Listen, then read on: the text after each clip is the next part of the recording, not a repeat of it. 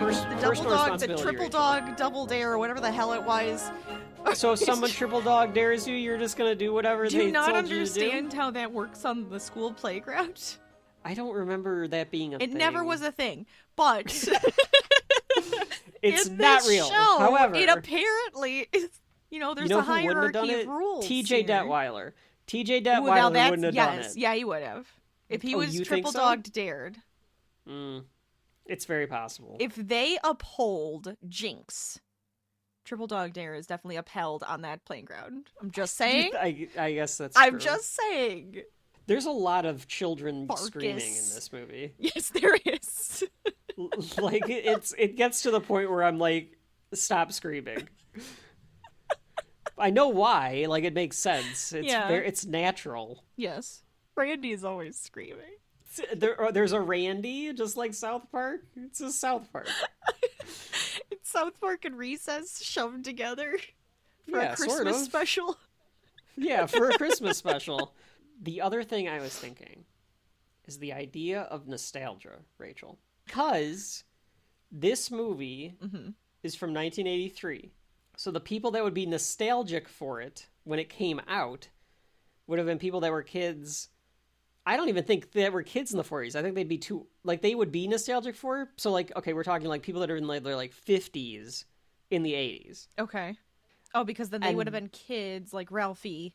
Like Ralphie's age. So, like, it would have been memorable for them. Okay. And then because it's shown all the time, because they kind of masterfully made it into, like, this tradition. Right. Then it becomes nostalgia for people that grew up in the 80s.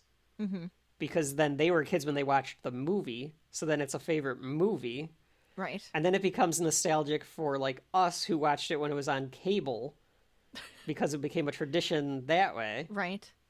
So it's just this ever-flowing river movie. of nostalgia. Even though it's so old, you wouldn't understand actually being that kid. Yes, like Grandma and Grandpa would be too young. Oh, that's weird. To get this. That's weird. Like, they maybe... No, they would. Yeah, they were born in 1939. Yeah, so they would get it. There's stuff from the 30s and 40s in it, so, like, they would get a little bit. Like, they would get it. Yeah. But it would be like the same way that you get, like, things from the early 90s. Like, you get it, but you were, like, super young. What are you trying to say to me? You're mean. You want to know what the definition of nostalgia, Rachel, is? Okay. Is this how we're starting? You giving us the definition of nostalgia? This is a speech? Yes, because when this subject in particular is the epitome of nostalgia. It is based on something that is 80 years old. It was a book from 60 years ago. True. I want to read it now. It's a movie from 40 years ago, and pretty much everyone alive in the English-speaking world in America has some kind of nostalgia for it. It is the most nostalgia thing there is. Probably. But go ahead, give me the definition of nostalgia. Nostalgia. A sentimental longing or wistful affection for the past, typically for a period or place with happy personal associations. So whenever anybody thinks of it, there's nostalgia there. That's what we have to break through with Shelf Life. Because we have to decide, is it real nostalgia? Or is it our fake memories? Is it the wistful affection of the past? That's our mission today. It's an important one. So serious. I am Kevin. And I'm Rachel. And this is Shelf Life, a podcast where our brother and sister team always remember to wear eye protection when shooting BB guns at metal plates. Stupid. Yeah, a little bit. If he would have put it up against the fence, it would have been fine. He put That's it up true. against a piece of metal. Yeah, that wasn't very smart. And we also always remember what we want to ask Santa for Christmas. I would never freeze when asking Santa what I was going to... Yeah, I don't think or I telling ever Santa. froze. I think I was just like, what do I actually want to tell this random man? I'm sure you cried. I don't remember. I could almost guarantee that. I'm sure I cried. You probably I cried. think every kid, I'm sure I cried. Because it's some random person. But, if he looks like your grandpa, then it's also kind of... I don't That's know. true. Yeah, I don't know. I don't know where that falls. This is Shelf Life, a podcast where brother and sister team go through all things pop culture to determine whether or not the subject at hand belongs on your shelf, be that digital or physical, in a long walk-through manner where we go through no stone unturned on our subjects as we bring you the story beat for beat to determine its shelf-worthiness. Today, as I said, it's beginning to feel a lot like Christmas, Rachel, here in the Shelf Life Studios. Thank you. Na, na, na, na, na. I said thank you. Oh, okay, I'm sorry. And the other piece, my other part of the nostalgia rant here, people complain that we do nothing but nostalgia grabs now in Hollywood and pop culture. Mm-hmm. This movie is 40 years old. Yes. Over 40 years old. Yep. So I don't want to hear it. We were doing nostalgia bullshit 40 years ago. So we can't be saying that, oh, now it's nothing but it was always nostalgia. It was always about nostalgia. It's always been about nostalgia. A lot of nostalgia where it's like very member berries. And member they're berries doing is different a than lot nostalgia. of we Fair. can't be creative, so we're just going to take this book and make it into a movie or TV show. Yeah. So I'll give you that. It is a little different. Anyway, Rachel, what is up for contention to the shelf today? we are going to be talking about 1983's A Christmas Story.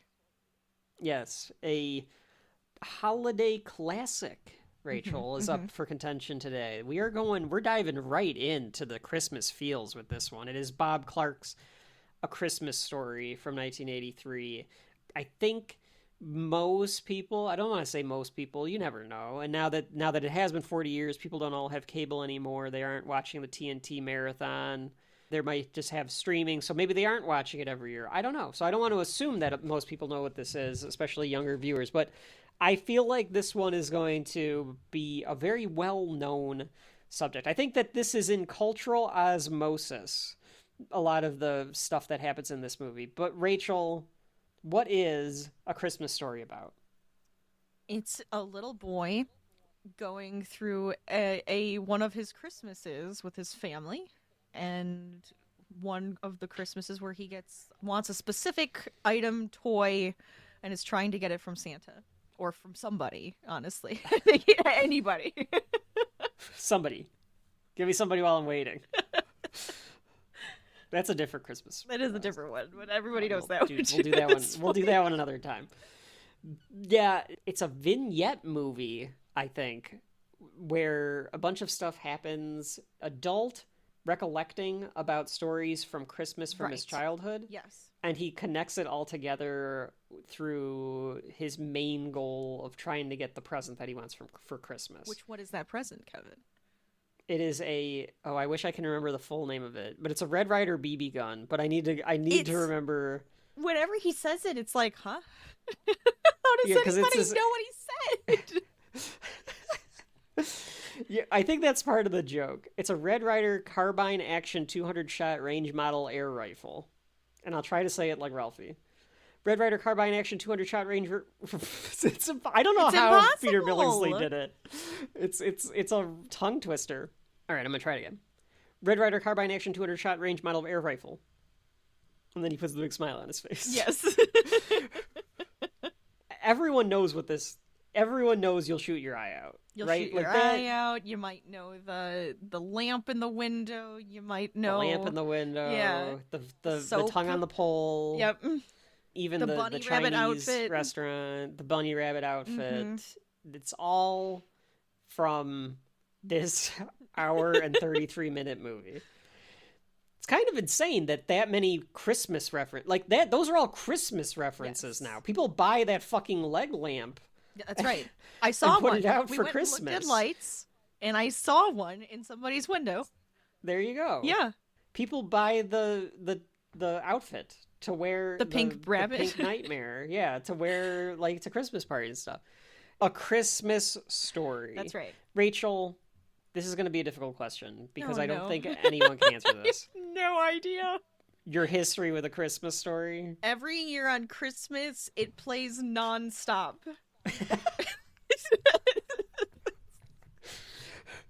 Yeah, it's impossible to remember the first time you've seen this movie. It's just always on, And Yeah. then I remember, because then, like, usually I'll have, like, my Doctor Who, and then, because there's always the Christmas special, and then we'd still turn it back on A Christmas Story after my Doctor Who was done. Does your husband turn it on and leave it on all day? Yeah, he would do that. Mm-hmm. Yeah, but if I mean, like, Because Dad does that. yeah, he does that. He'll do that. He'll do any Christmas movie. Oh, there's a Christmas movie channel on, and so of course it's gonna be on. Because they do it with a bunch of them now. Like I know they do Elf for 24 hours on some channel. I know they do Christmas Vacation. I know they do It's a Wonderful Life. They'd all started with Christmas Story. Definitely. The TNT, I don't know if masterful is the word. I don't know what you call it, but they just, for whatever reason, they must have just gotten some feedback that people really liked having A Christmas Story on Christmas. I guess and so that they could watch it at any point, so that it wasn't like whenever your we downtime missed it. is. Yeah. Now it's like, oh, we just open our presents, we want to to watch a show and play, and...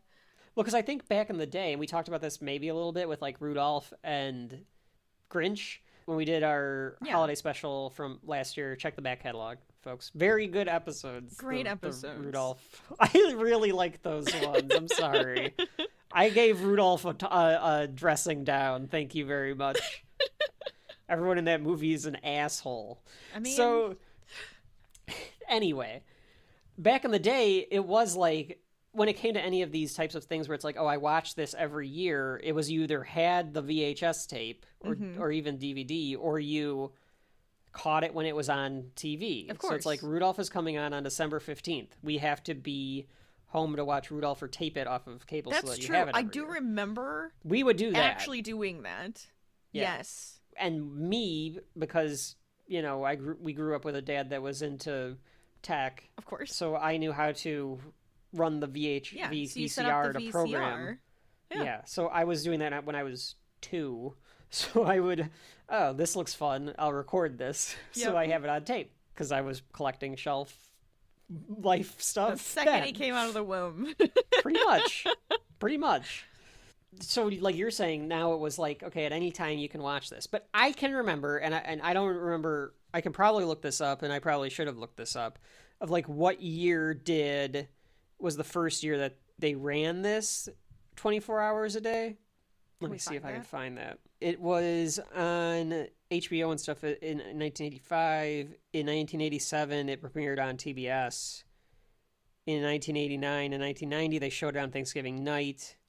And then from 1996 on, they would show it annually on TNT and Turner Classic Movies. Yeah. So in 1997, it's been a shitload.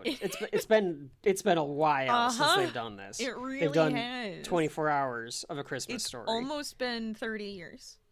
Because I was gonna say, speaking of nostalgia, this is where it becomes part of your nostalgia, right? Mm-hmm. I can picture in my mind sitting at Grandma's house on Christmas Eve. All the guys that don't want to. Is happening. Yeah. There's just Chaos. It's insane. Mass Chaos hysteria. is happening. Just yes. And someone, probably Dad. I think Dad was usually entrusted with the remote. One of the uncles, one of the older, or an uncle, cousins. Yeah. Someone will flip through the channels, and it's find, A Christmas Story. Yep, and then just turn it on. Leave that on. And then you lay on the heated bench, and you watch A Christmas Story. Yeah. And Dad's doing his dad jokes, just quoting the movie, like before it happens, you know, or making some, you know, joke about it. Right. It's been with us forever. Forever. Mm-hmm. And that's why I think for a lot of people it's probably hard to pull it away of like, is this really shelf life worthy or not? You know, that's the question. I don't know. It's probably going to be hard for me to do that, but yeah, it's just always been there. But that's why we do this little thing before we go into the walkthrough and stuff, because I want people to understand like where we're coming from with these. Because for some people that have never seen this, I don't know how that's humanly possible. Well, especially if you're in the United States. I guess I don't know how you could mean, not know this one. You don't know it, yeah. As a kid growing up, I feel like it's always just there. Yeah. So even if you haven't like watched the whole thing, you're gonna know a lot of the stuff from it. If you have never seen this movie, you probably know at least one of the things that we outlined. The shoot your eye out, the pink nightmare. Like one of those things at least you know it. Ho. Ho, ho, ho. Yeah. Something in there, It has become this institution. There's a lot of backstory about this one here and there, but we don't have to get into like a ton of the details with the backstory. You just kind of have to kind of know that like Gene Shepherd makes a series of books. He does like radio plays and stuff like that about growing up in Hammond, Indiana, in like the 30s, 40s. Like it's all about his stuff is always about like childhood nostalgia. Like Sure. that's like his thing.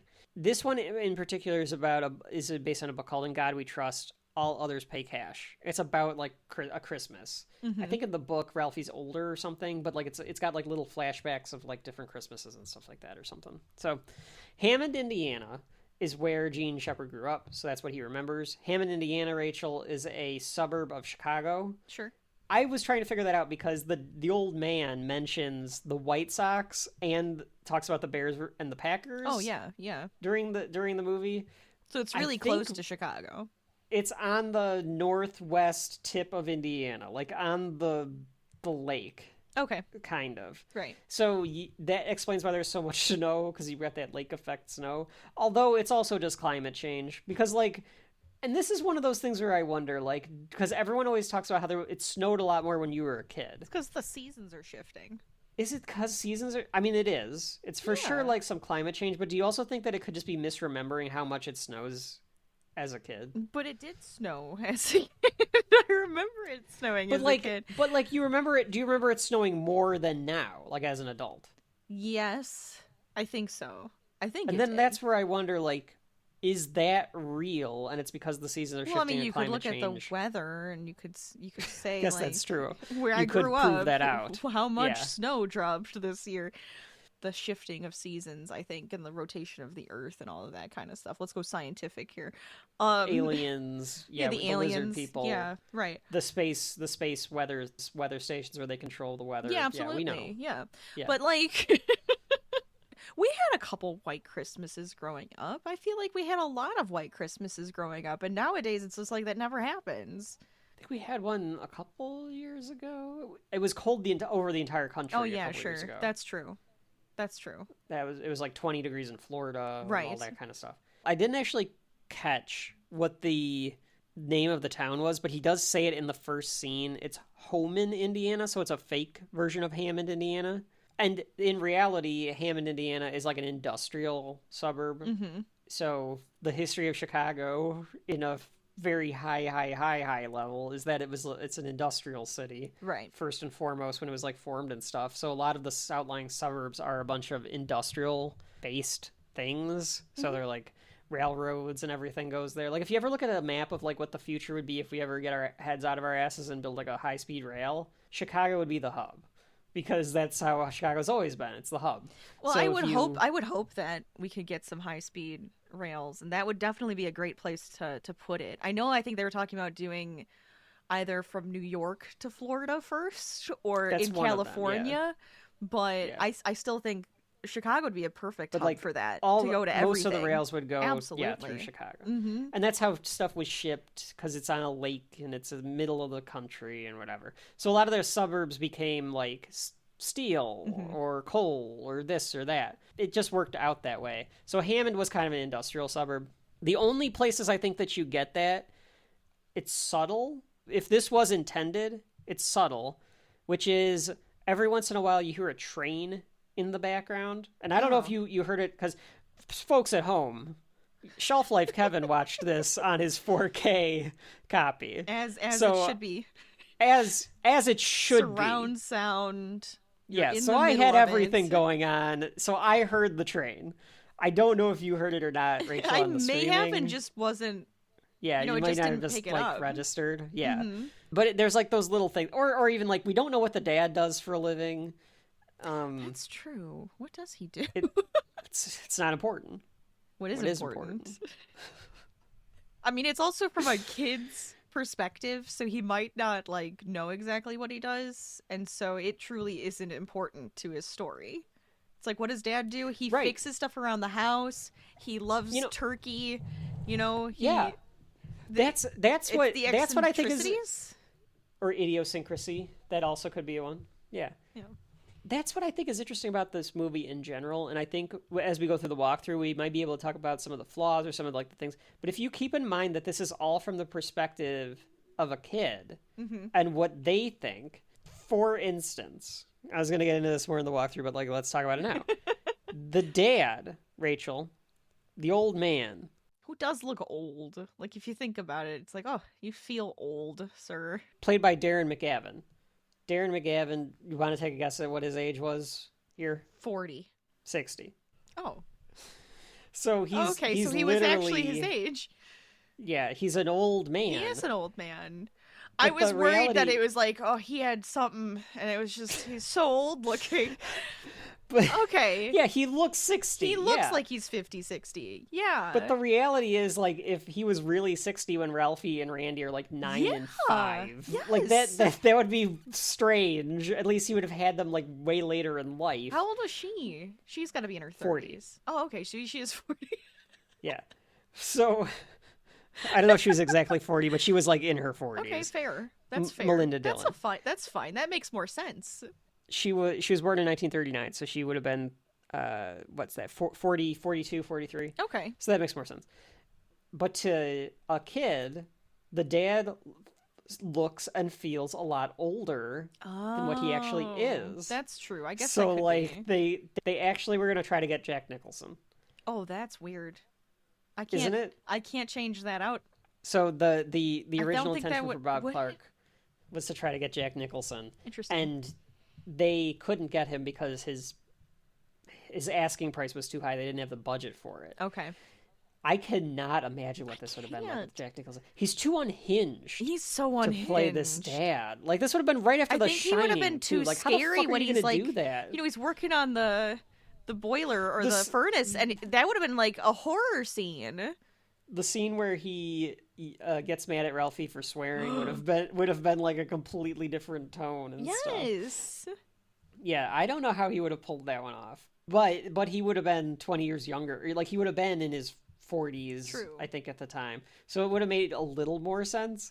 But to me, that's just something where you, like, it's from a kid's perspective. The dad is old. He thinks the dad is super old. He just thinks, like, yeah, Dad's old, you know? So the old man. when he remembers him, that's how he remembers him. So, like, things like that, I think you can get Or away with. maybe Because you have to- it's like, well, this is what my dad looks like now, but I can't picture what he looked like younger for some reason. So this is Yeah. what you get. Exactly. Like, this is just all I can, like, how I remember him. So they wanted to put this Gene Shepherd thing into production. Apparently they were working on it for like years. It was in like kind of production limbo. Bob Clark, who ended up being the director for it, was approached by the studio to do it at first. And according to Peter Billingsley, I think he does it in a commentary or he says it on like a podcast or something. He said that Bob Clark agreed to do it. The studio was going to have him do it if he would also do a horror movie. So Bob Clark wanted to do it. They wanted him to do another movie. So he was like, fine, I'll do it. Okay. Rachel, Bob Clark, just Oh, no. just to throw this out here, Oh, boy. he's a cinematic genius. Oh, wow. Okay. Because he has Black Christmas, which is a good movie. It's on the list. However, he also has Porky's, Okay. Rhinestone, Baby Geniuses, Super Babies, Baby Geniuses 2. All movies that he directed in his time. He was killed by a drunk driver in 2007. So Oh, yes, very that unfortunate. And sucks. the most like ridiculous thing to happen to you, because no one should drive drunk, especially in this day and age. Like, No, it's get a crazy. fucking Uber. Yeah, his filmography is so damn odd. Porky's, of course, kind of allowed him to be able to do whatever he wanted because it was such a hit. Yeah. That's going to be a movie that if we ever do, Rachel is going to have a fucking fit. Great. Because, like you want to talk about boob comedies, Rachel? That movie takes boob comedy to a whole nother level. Oh, boy. Yeah. Love a good boob comedy. But he wanted to do A Christmas Story. So they wanted to film it, and they first looked at him in Indiana to do A Christmas Story. Bob Clark said that it was too industrial. It didn't have charm. There was no charm to it. Totally understand. So they decided to instead, he found that Cleveland actually had some charm to it. and they did some of the filming in Cleveland. In particular, what's the name of the mall? Higbee's. That is the name of that one. Yeah, yeah, yeah. Yeah. Because I always I thought don't think it exists it reminded anymore. me of a Macy's, so I I think kept that's the thinking that's where idea. they were going. Yeah. Yeah. The Higbee's department store is from Cleveland, so a lot of the stuff is from Cleveland. They film a little bit in Canada because you have to, Of course. and they think that it has a bit more of a Christmassy feel. They were able to like get all of the cast together. Gene Shepard doing the narration for this is a huge part of the movie. Oh, like, yeah, you kind of forget absolutely. how much narration. A lot of this is just narration. Right. The movie is like Peter Billingsley as Ralphie, as the little kid, doesn't have as many lines, But he has because a lot of it is through the narration. Expression. It's A narration. lot of I was and going to say the same expression. thing. It is so much expression. Mm-hmm. Like, you got to give him credit as a kid for being able to convey the story through his face. Yes. They were looking at different people to play Ralphie. They had 8,000 actors audition to play the role of Ralphie. Bob Clark That's a lot said of he people walked to in look and at. he walked in and he had us from the beginning. Bob Clark said Oh, he's just a little charming kid. he's got that little doe eye. He's got that little butterball attitude and everything. And just yeah, look at like you. he's got this little like the chubby cheeks, the Yeah. glasses, the blonde hair. He looks like a little American kid. You can He's got a good smile. totally see where that works. Yeah, Goofy. absolutely. One of the things that you'll notice, Rachel, and you were saying, like, no, like, Grandma and Grandpa would have been old enough. And I think part of that is just because there's never a time where you can really tell when this movie takes place. True. I would argue that is The on radio purpose. show. It does it for Yes. me. Well, it's But late yeah, it does 30s. feel a little bit more timeless. It's like late 30s, early 40s. It's somewhere in there. But there's, like, stuff from all over the place. So, like, Wizard of Oz was released in 1939. Mm-hmm. The And there's so many references. There's like Oldsmobile 3 is or from 4 the references to 30s. that. Songs were recorded in the 40s. The Zeppelin would have not been popular after the Zeppelin! Hindenburg. but, and this is again where I wonder, like, is this because it's from a kid's perspective? If it was in the 40s, no one has any mention of World War II I guess, yeah. anywhere, which makes me think it's got to be before 41 or after 45. Because, like, Yeah. even at the mall, there'd be, like, a buy war bonds or something. I guess like, so. there'd be That's something true. in There'd the be background. something, I feel. Yeah. But is that a Even at Ralphie school. thing? Ralphie doesn't remember it. Like, Ralphie doesn't think about the war. It's all about, like, Christmas. He's too young to kind of this is think all, about that. It's all the nostalgia. Well, you're not nostalgia for war, so I would assume. I mean, I guess if you think about it, them listening to the radio is just like how you guys sit around and listen to Shelf Life for Christmas. That's actually true. Yes, it's exactly like that. Yes. Exactly like that. Your And favorite I show is expect- coming on. You gotta listen to it. Yeah, that's right. It's coming on. I expect all of you to be listening to Shelf Life around the fire at Christmas. Sounds we have lovely. plenty of holiday episodes at this point for you to enjoy. Damn straight. Got Mr. Hanky, Simpsons on an Open Fire, Rudolph, Grinch, The Holiday, this, this, whatever comes out next week. surprise. Surprised me. The movie comes out at Thanksgiving 1983. It does okay. It's a moderate hit. Okay. It's liked. People think that it's fine. It's good. It's got some charm to it. People think that it's like not great, but it's good. It's delightful, says Gene Siskel, and all this That's stuff. a good word for it. Delightful. Roger Ebert initially gave it 3 stars. He gave it 4 later on. He said he put it on his great movies list. And then we talked about how it became this thing where people just connected with it, especially when they found it later on. I think that makes it almost a cult movie.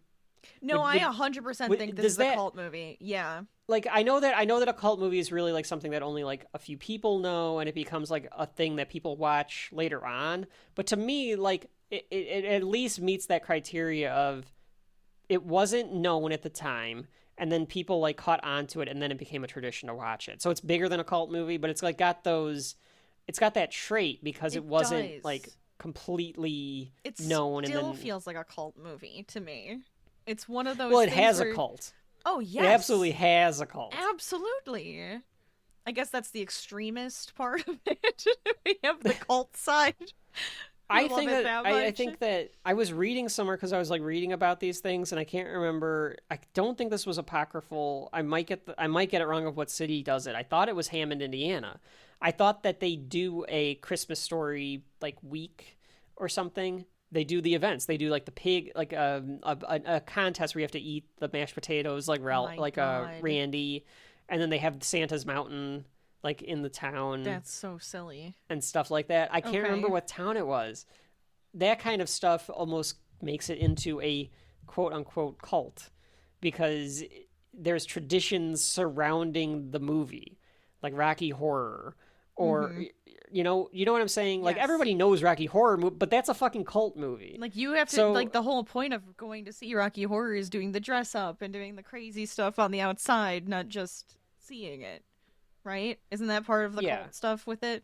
Yeah. So and holiday movies I think are a little bit different because holiday movies the sense is like you're doing it for tradition.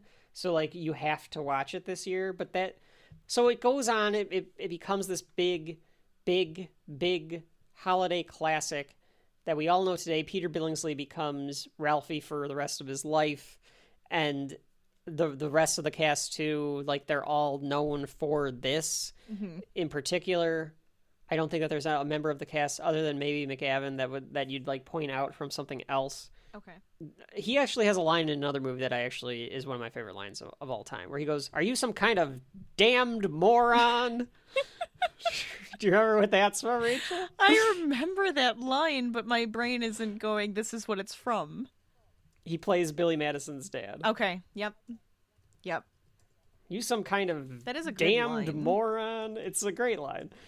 So he's also in that, and I can remember him from that too. But this is like the role for all of these actors. So Farkas grows up and does other I stuff. think he's done stuff. Yeah. A nostalgic circle where for the rest of time everyone will have nostalgia about 1940s Indiana Christmas with the Parkers. But that's not what is important, Rachel. What's important is whether or not it has shelf life. After the break, a word from our fake sponsor, and we will dive into A Christmas Story. That's not important. What's important is that you get your revenge. Did you ever find out if that still exists? I don't know.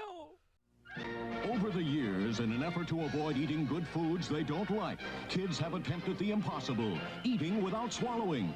Which is why, although there is no substitute for liver and spinach and carrots, many parents have turned for help to Ovaltine. And now Ovaltine Hot Cocoa Mix, with the rich chocolatey taste kids love, and more added vitamins and minerals than any other chocolate flavoring. Ovaltine, so kids can drink what they will not eat. Some of the IMDb trivia says that it became kind of a sleeper hit. So it did well, and they were going to like pull it from theaters by the time Christmas rolled around, but people were trying to go back to see it for Christmas. Oh. So they well, that had to makes put it sense. back. Yeah. I can't find anything that like necessarily substantiates that, because the stuff that I've found is more like it did well, but then as time went on and people watched it again and again, it did better and better. It's something that like sticks with you. Sure. It's interesting. Anyways, Christmas Story. Anyways. Oh. Welcome back! Oh. You're right, that's probably better. Ho.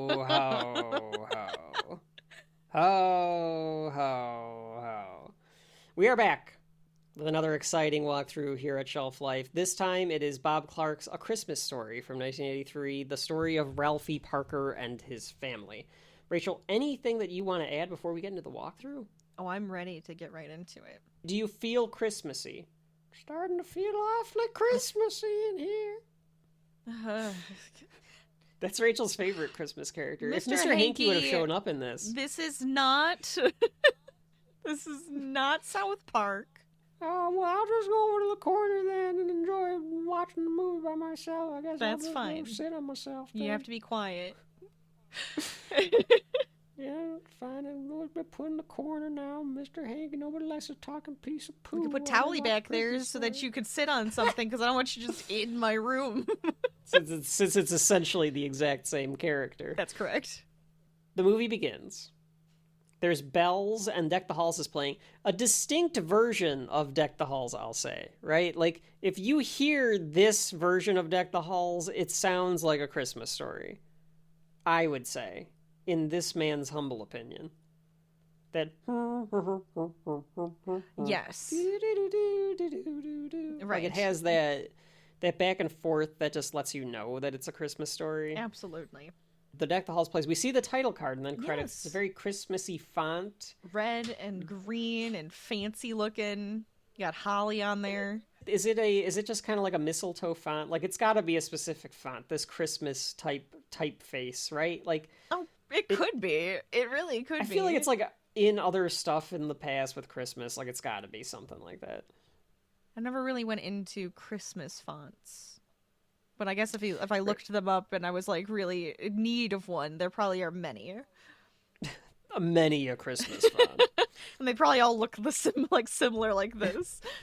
The first shot we see is a snowy street, and we get Gene Shepard's narration. He opens up on the house. So the first thing that you see is, like, you get the idea right away. Snow, suburban street, and then the famous Christmas Story house. And the kids run out in the street, and they run across the street, and Gene Shepard's talking about how, like, oh, there I am with that stupid, or with those, like, chubby cheeks or whatever he says, and that, like, stupid coat running across the street. But you don't really see Ralphie at this point yet. You can't see him necessarily. They're just kind of like, there's kids that run out and go across the street. Yeah. Right. One thing that they do extremely well, and I can't speak for the 1940s or 30s of it all, but I can at least speak for, like, the setting of Christmas time. Dirty snow.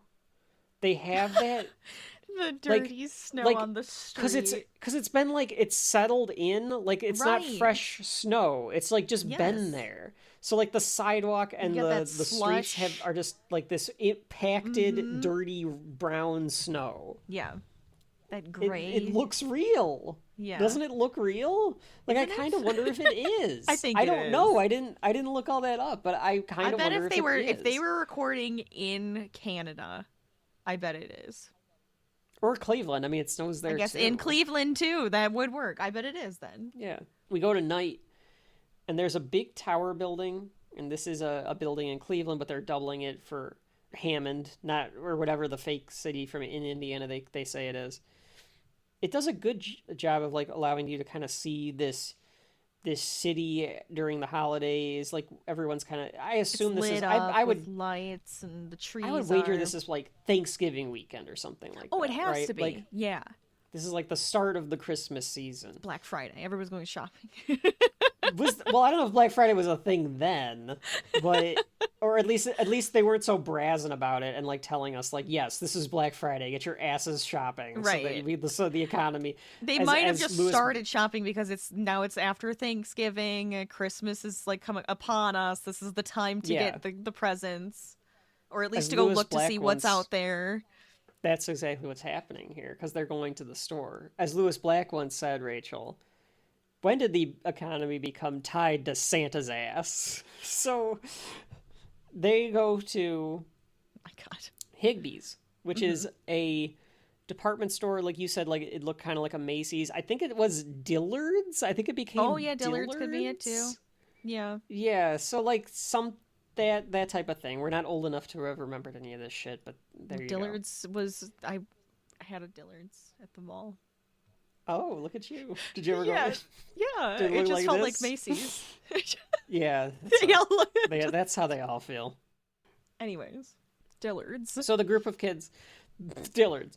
The group of kids goes up. We see the Salvation Army Santas. There's bands playing, stuff like that.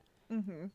I feel like nowadays there are a bunch of people shopping. There's just, like, bags of things. Yeah, there's people shopping and stuff like that. Yeah. I feel like this happens in downtown areas, like, specifically, like, shopping districts, but more so even, like, pop-up areas nowadays. Like, we have pop-up markets in our town. Yeah. I don't know if you do, Rachel, but, like, those kind of areas where you'd have people like doing caroling and stuff in like designated spots. But I Right. mean, we have a shopping district, so you know we definitely have that. But even by my house, like I live by a mega mall, and like I can't Mega Mall. think it's a mega mall. It really sets the mood though. It kicks you off. It lets you know that like here we are and it's Christmas time. Right. And here we are looking at the windows of The stores. corner window Do they do of the this store. anymore? Not a chance. I'm wish they sure you would. know what though. I hope they do, because I feel like this would be fun. I think if you were to go downtown, they would do it. Right. Like the downtown district has the windows and it has the stuff in the windows, but I don't know if like all the stores do this. Sure. I feel like some of the stores did it when They we should were bring it back. kids. Bring it back. They should bring it back. It would be a lot more It was- fun. It's like getting a stupid snow globe on Black Friday. Exactly. Which we did. Yep. Thanks, Mom. Thanks, Rachel. Thanks for making me have to get the snow globe. And then they were stupid. They were the dumbest snow globes too. Yep. They were absolutely stupid. But it made Mom's day. So It was very fun. we see which gifts are coming out this year, and that's what all the kids are looking at. Oh. I like that the narration is giving it this very flowery wording to everything. So like because it's Gene Shepard's like words, it's like this very expository like flowery dialogue about describing like the look and smell and of all this stuff. To me, it enhances what this story is, since it is supposed to be kids' point of view. Right. It really like helps to articulate those feelings and stuff. It like brings it out. Like it's showing you what you're seeing, and then he's describing it in this like vivid detail to Yes. you. It's an interesting way to tell the story. The kids are all in awe of what's in the window. Randy's We don't face is hear- smooshed. Smushed. Yeah. like Ike. He's the Ike to Ralphie's Kyle. Yes. Ike! And- That's the except they're name not I was Jewish. trying to come up with. What did I call him? I kept calling him something Clyde? weird. Clyde. And I Kept meant calling him Ike. Crandall. I meant Because Ike. Clyde is another character, so I was like, all right, I guess he could be Clyde. Damn it. No, the friend who got his tongue stuck on the pole was more like a Clyde. Yeah, I think he wears I think Clyde wears the same outfit. Actually, I would not be surprised if they took a little bit of inspiration here. Potentially. We don't hear them say anything. Just the band playing in the background, and then the score, the oboe comes up a little bit in the score to like, so you can hear the non-diegetic sound, you hear the diegetic sound, you hear Shepard's commentary or narration, and then the oboe comes up a little bit when Ralphie catches his eye There it is. on the BB gun. Even then, like, he just becomes like obsessed. I think he wanted this BB gun even before he saw it, right? Like, Oh, he knew he's it been was coming. thinking about it, and then He he was saw waiting to it see it in there stores in the window. because they've been Okay. talking about it on that show, right? Because Red Rider's got to be Yep. some show. Yep, exactly. So apparently this is from a real thing. Higbee's was known for this, the elaborate Christmas tree decorations and sure. the window with all the stuff in it and things like that. This is stuff that they should bring back. Now, Rachel, you and I had a little Christmas tradition at the mall years ago at Carson's. I don't think Carson's exists anymore, at least not in our hometown, and probably not where either of us live now. Sure. We would go, and they had a specific area they designatedly called Santa's Pantry. Oh, I kind of remember that. And we would get Dad's Christmas gift there. Yes. And maybe Grandpa's. Yes, every time. single year. Of course. Maybe even both Grandpas. Like back when we had both Grandpas Mm-hmm. around, Mom would take us. We would get like, because you would always get Grandpa like a tie or cologne. It was always fun. Something. But like they would also have foodstuffs, and like it's impossible to shop for your dad and your grandpa, so like you get him like a fucking summer sausage the or summer whatever, and that's sausage. what he Now- gets. Well, you know what though, Ralphie's from fucking Hammond, Damn Indiana. straight, Sausage they would get Claus, the sausage. Sausage Claus is coming for Ralphie. That sausage gonna be under the tree. You get the summer sausage. you're right. You get the hot Probably. sauces. You get that sausage under the tree. We all know where you're from now. The day after Christmas, Sausage Claus comes and he gets your kielbasa and your sausage. If you've been a good boy or girl, the bigger the sausage you get. I'm a little upset that the old man was only happy to get turkey, because that motherfucker should have been happy to get some sausage under the tree. I kind of wish there was a big old like honker sausage under that tree. It would have been hilarious. Like instead of a bowling ball, she just like drops this giant sausage. Drops a big kielbasa. Anyway.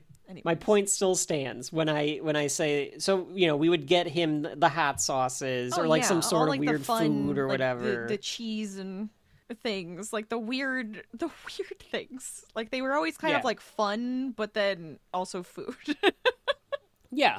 So like that, you're right. The cheese, was this some like weird like thing that he could use, some sometimes spices it's like or football whatever themed or something, and then it's like, here you go, you can eat this. So they need to bring, and it's these fun. are the things that they need to bring back. They need to bring back the big elaborate sets at the malls. You want people to go back out and not like buy all their shit online. These are the ways to do it because these things were fun. We need it to be They're fun little to shop. fun. I'm not going to go out if it's not fun to shop. If I can do the exact same thing at home, there needs to be some value to it. There needs to be some excitement. Right. Anyway, that's my diatribe for bringing back consumerism and capitalism here, folks. The right way. The right way. That's right. It's all just online now. It's boring. At least make it fun if I have to buy into everything. If you're going to make me have to support the economy by buying shit during December, and believe me, this year I did. I don't even know if I have anything left on the credit card. Then make it fun. But I'm glad that you noticed that too, because and I think that he even says something. So like Ralphie is mouthing the words as he becomes like entranced to it. He's reading the sign. That's He's reading the Red Rider sign. Mm-hmm. And Gene Shepard says in adult Ralphie voice says he's been scheming for weeks. So there you go, Rachel. He's been thinking about this forever. Mm-hmm. He just sees it. You know, he probably saw it in like newspaper ads or magazines. Yeah. Well, because he puts the ad. Yes, later he puts the ad to try to like he's trying to set it up almost subliminally or like he doesn't want to come right out and say he wants it. He wants it to be like hinted at so that his parents. Oh, this seems like a thing, you know, a young boy Ralphie would might love. want. Yeah. Yeah. He's trying to subliminally advertise to the parents. So he takes the ad and he puts it in the mom's magazine. So I think that's another like thing. Like, yeah, he's been thinking about this. He's setting it up. Right. I was reading somewhere where he actually puts it on the dad's bed. So that could be why the dad knew about it. Oh, could be. It could be. Because you could see two worlds. You could see one where eventually he says that he wants it. And the mom does the "you'll shoot your eye out," where the mom doesn't bring it up because she's like, "I'm not letting him have that." Right. But you could see another world where she says, like, "Do you know what Ralphie asked for?" He asked for a, you know what I'm saying? So like you could see both being a possibility. Yeah, like he's too young for that, or like, look at this. Like he even put she probably noticed like, oh, here's the stupid thing that he asked for, and then like hands it to him. That also does age it, doesn't it? Where there's like the two separate beds. I just thought about that. Absolutely. Yeah. Absolutely. And folks at home that are in their 90s, can at least can you confirm or deny that was a real thing with the double beds? Like that just seems so antiquated. It seems like so fake. It like just that's seems like a I Love unnecessary. Lucy thing. Yeah. Like why? Yeah, because she's got the Jimmy legs.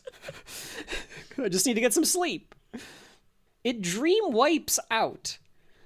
There's a lot of weird wipes in this movie. Yeah. Bob Clark, Tons a fan of of wipes, Absolutely. I guess. Porky's full of wipes. This isn't a wipe though. This is more of like a ripple, like woo. Yeah, like it's going into a dream sequence. Yes. And the weird part about that is that there are dream sequences in this movie. So I was like, is that a dream sequence? But it wasn't a dream sequence. It may have been. It may have been like this is actually him flashing back to while he was scheming, and this is how he put it into like, this is part of his plan, his master plan, or something like that. Master plan. Yeah, that's possible. Or it could be after he saw it, and he's like, okay, here I am scheming, and, you know, it's a future ripple instead of a past ripple. A future past. Days of future past. So Ralphie does the thing with the ad in the mom's magazine, and then he goes downstairs. The old man comes in. This is the introduction. You don't want to talk about the two fighting boys in their bedroom? There's a lot What- of that. It's also a What lot are of they fighting about? So, like, the mom yelled, and I guess he wanted to get to the dresser, and Ralphie pushed in front of him and got to the dresser first, and Yeah. he's just kicking and punching him. Well, I was okay. So now I'm putting it together where Ralphie was trying to get to his stuff first, Yeah. so that he could get to the parents' bedroom Before going and get downstairs. Yeah. So yeah. So he could still get downstairs in time before his mom goes, like, you're in trouble for being late. But I don't even think she cares as long as they get down there. Yeah, she doesn't really care. So she goes downstairs, and then we are introduced to the old man, played by Darren McGavin. You never know what his name is. I think it's Frank, but you never actually learn what his name is in the movie. And the first thing he's talking about is he's lamenting the fact that the Chicago White Sox traded away Bullfrog. Yes. Bullfrog, apparently a real player that the White Sox had, but they never traded him away. But again, and he would have played in like the mid-40s, so again, this timeline is really off. But I think that supports the idea of like it's an adult trying to remember stories from when he was a kid, so he's mixing stuff up from different years. I could see that. That would make sense. And also why we don't know the dad's name or what he does. Right. He's just dad. Well, and from a kid's perspective, he's just dad. I don't know what he does. I don't care. Darren McGavin in this, Rachel. I don't want to go out on a limb here and say he carries the movie on his shoulders, but I will say when the movie gets good, and I'll say this right now, the first half hour or so of this movie, when I was watching it, I thought, did I make a mistake in buying this on 4K? Oh my god. There was something about it that wasn't clicking for me. And the parts that were clicking for me, and we'll get to my thoughts at the end, were Darren McGavin as the old man and really supporting the movie. And I've said it before, and I'll say it again, this man should have been given some sort of posthumous... Like, I get it, you're not going to give the Oscar to someone like in A Christmas Story or whatever, but there should be some sort of award for like decades after when something comes out for somebody to be like, you know what? That's fucking great. And like, it deserves some sort of recognition. This. We have a award ceremony for old movies, and then they just like go back and just like, yeah, for like some sort of like a performance that went beyond time, that like, yes, it's not the best performance of the year like per the Oscars or whatever, but it was so good that it just permeates throughout history. Darren McGavin in this as the old man will remain known forever. Oh, probably. Like this is his legacy. Absolutely. This is and as I'm not an actor, but and I get that like some people get like pissed that like this is all that they're known for or something like that, but like to me, if I had something that I was like known for, like this is the role I'm known for, I'd be like, that's awesome. That's I have great. something that's going to live forever. Right. I can do other stuff, but this is the thing that people love, and people love it. And that how are you not happy that people love that? It's like, right. Well, because I could see getting annoyed by it, but like, yeah, but Peter Billingsley has absolutely owned the fact that he's Ralphie, sure, and like stuff like yes, that. Yes, he has, considering the newer movie and made the sequel. Yep. And, yeah. But Darren McGavin as the old man, to me, yeah, does the commercials. He's excellent in this. Absolutely perfect. Just kills this role for me. This is the glue kind of to the movie. Peter Billingsley actually is very, very good as Ralphie, like we were saying with the expressions and stuff. And maybe it's my age or something, but Darren McGavin like kind of holds this thing together with his reactions to what's going on around him. I think a lot of it too is just that he's such a dad. Yeah. He's such a dad, and you can just he knows he what emanates he's doing, yeah. dad. And Yeah. you just so it's just hard not to like see that and like feel it, and you just go, yeah, you did a great job. You're dad. Mm-hmm. He gets done with this whole spiel about how the White Sox shouldn't trade Bullfrog and all of this stuff, and the wife just goes, "That's nice." No, Like, she's she like, is- she hasn't says been it's paying like the attention to silliest him. thing in the newspaper. Well, that's later. That's later. Oh, no, is that the same thing? Yeah, that's right. That's right. So she first says that's nice about the trade because she was like getting the breakfast ready. Right. And then he says like he read in the newspaper that somebody swallowed a yo-yo in Griffith, Indiana. Oh, yeah. Okay. He says down in Griffith, Indiana to let you know like the city that we're in is northern Indiana because Griffith, it's probably like further south than north. And she calls it fake news, like you said, Rachel. She says that it's a bunch of bullshit. Or bull hockey, and that he should stop listening to all that fake news. So even back then, Rachel, having to contend with he said he doesn't like disinformation. politics, and he doesn't want to have to read politics. Sports is his news. Yeah, he just wants to read about That's normal the real stuff. news. What kind of thing is he? Is he just doing a crossword puzzle, Rachel? I where thought he it thinks he was can like a win $50,000? crossword puzzle, or if it was like. So it's either I think a crossword puzzle where it has like multiple questions because the theme, some sort of it's just some sort of trivia. Yeah, because the theme was like famous. He's reading his Chicago characters. Tribune. Yeah, famous characters in books in and, like, American some novels. literature Yeah. or American stories, I think is what he says. Because it's like the Lone Ranger's cousin's horse. Yes, Yeah. and she knows it. Yes, So the she wife gets it knows right. it. It is Victor. Right. Yeah. So part of it, I have a feeling, is him and her kind of working on these together, but he takes it as like, yes, I did this. Yes. Well, because he's a man in the 40s. Yep. So yeah, that's kind of and like the dad, and he's like a dopey dad. Oh, he's a dopey Homer dad. Simpson. That's true too. He's Homer Simpson coded. Oh, 100%. $50,000 for a prize on this silly puzzle seems like a lot. Well, you remember they had a lot of money back then. The newspaper industry did. Are you going to do the inflation calculator for us, Rachel? I or- could. What year? Let's say 1940. So what? like a government one. 50,000. That can't be right. What does it say? 1.1 million. Maybe it is. It seems a little high. That seems extremely high to me. No, let me try another one. Hold on. 1.1 million. Okay. I'm getting that in a multitude of calculators. So he's trying to win $1 million. So it's $1 million prize that they're crazy. giving away. I mean, there you go. I mean, I Become a want it on millionaire. this too. I need to learn the frickin' Lone Ranger's cousin's horse twice removed. Yeah. There's a slow zoom in on Ralphie, who is trying his best to think about a way that he could subtly bring up the BB gun. Yes. But nothing comes to mind, so he just says something. I can't even remember what he says. He says something about bears attacking the town or something like that. Bud says he saw some grizzly bears Yeah. in front of Bud like says the he saw some candy grizzly bears in store. front of Yeah. Yeah. And they all just stare at him, which I appreciated. I thought that was funny. Yes. That they just start looking at him. And he's like, all right, need to change my tactic here. Well, it was kind of like, do you want to expound on that? What do you mean they're grizzly bears?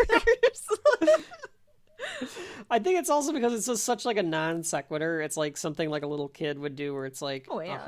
Like they just kind of say Absolutely. something. So then he changes his tactic and he says, hey, Dad, I bet you can't guess what I got you for Christmas. And the dad does a very dad thing where he just kind of goes, a new furnace. And they all laugh. Yeah, they all laugh. They say, that's a good one, Dad. And we learn from the narrator that the dad is always battling the furnace. Right. That he refuses to get a new furnace, which is a very dad thing to do. Or have a anybody single else man work in his on it. mid-30s. He's got to do it himself, which is a very dad thing It's to do. very dad thing to do. Freaking So Randy's Ralphie- laugh here, and his spilled Randy's milk on laugh. his like sandwich. It's like, or his toast. It's just like, He dang spilled it. milk. I did not see His spilled cup milk is on just his toast. tipped over and spilling into his toast plate, and I'm like, God Did dang not it! notice. I do. I don't know if I can It's- do it too well. It's such a distinguished laugh. Do it again.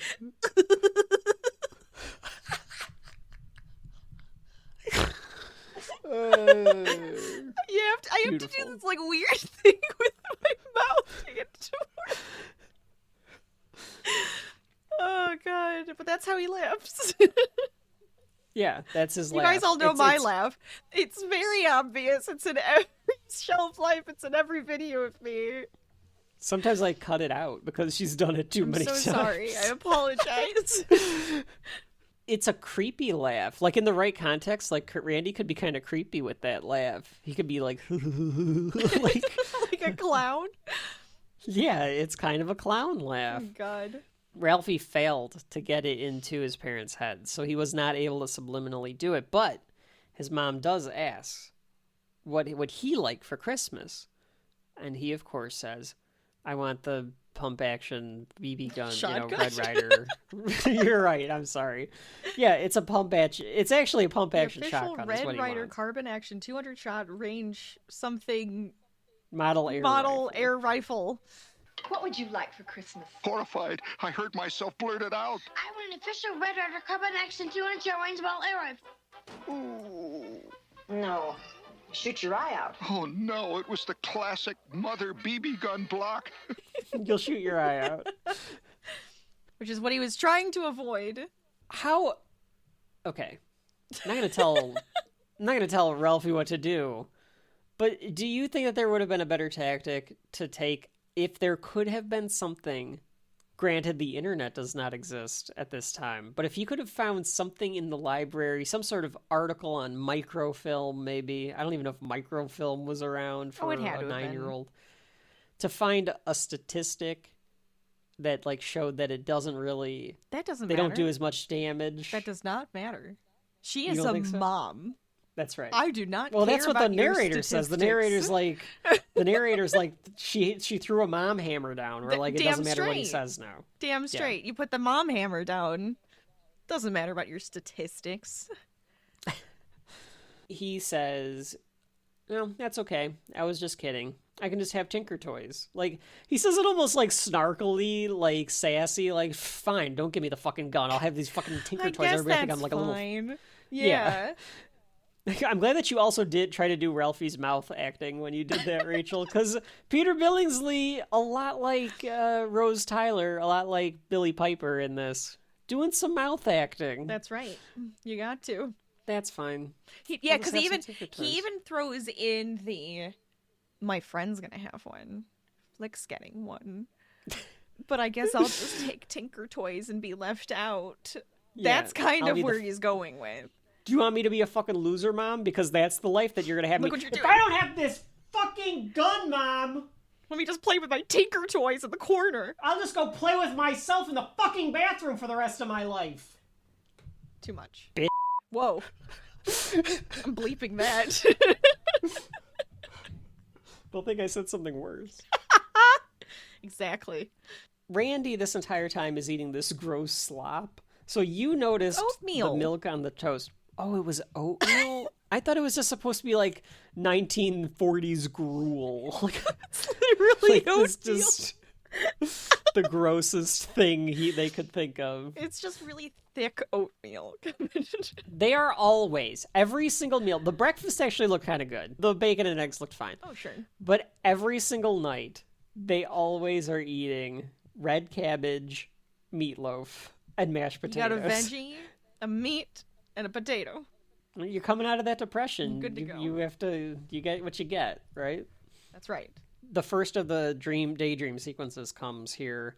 This one is with Ralphie. He's got the BB gun on. He's got a rhinestone sequenced cowboy outfit, and he's shooting bank robbers. Yeah, there's bank robbers like going into their backyard, all Yeah. sillily, like pretending to be yeah, stealthy. like kind of like the speed changes. Like Oh, sometimes yeah, they're going it's, like like, really quickly. jittery. Mhm. Yeah, his family is all dressed up like Western style, and they're asking for help. And Ralphie goes and he's able to like shoot off all of the bank robbers with the BB gun. That's right. I read, and I think this is from Billingsley, that they gave him, the prop guy gave him real chewing tobacco for I the was first wondering take. about that. That's so awful.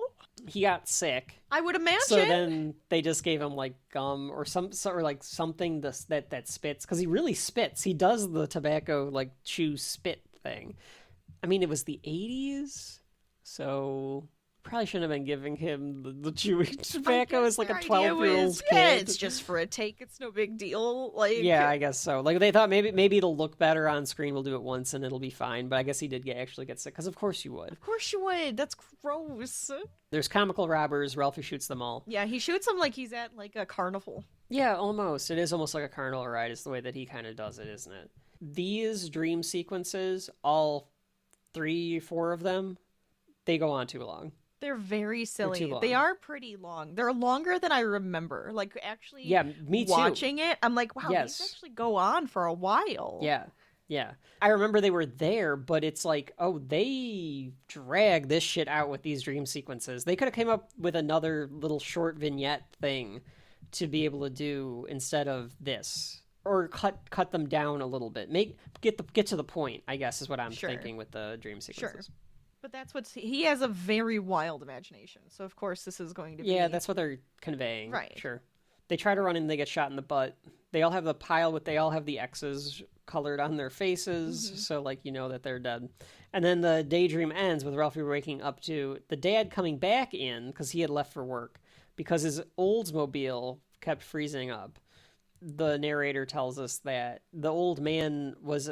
Some people are Catholic, some people are Jewish or whatever, and...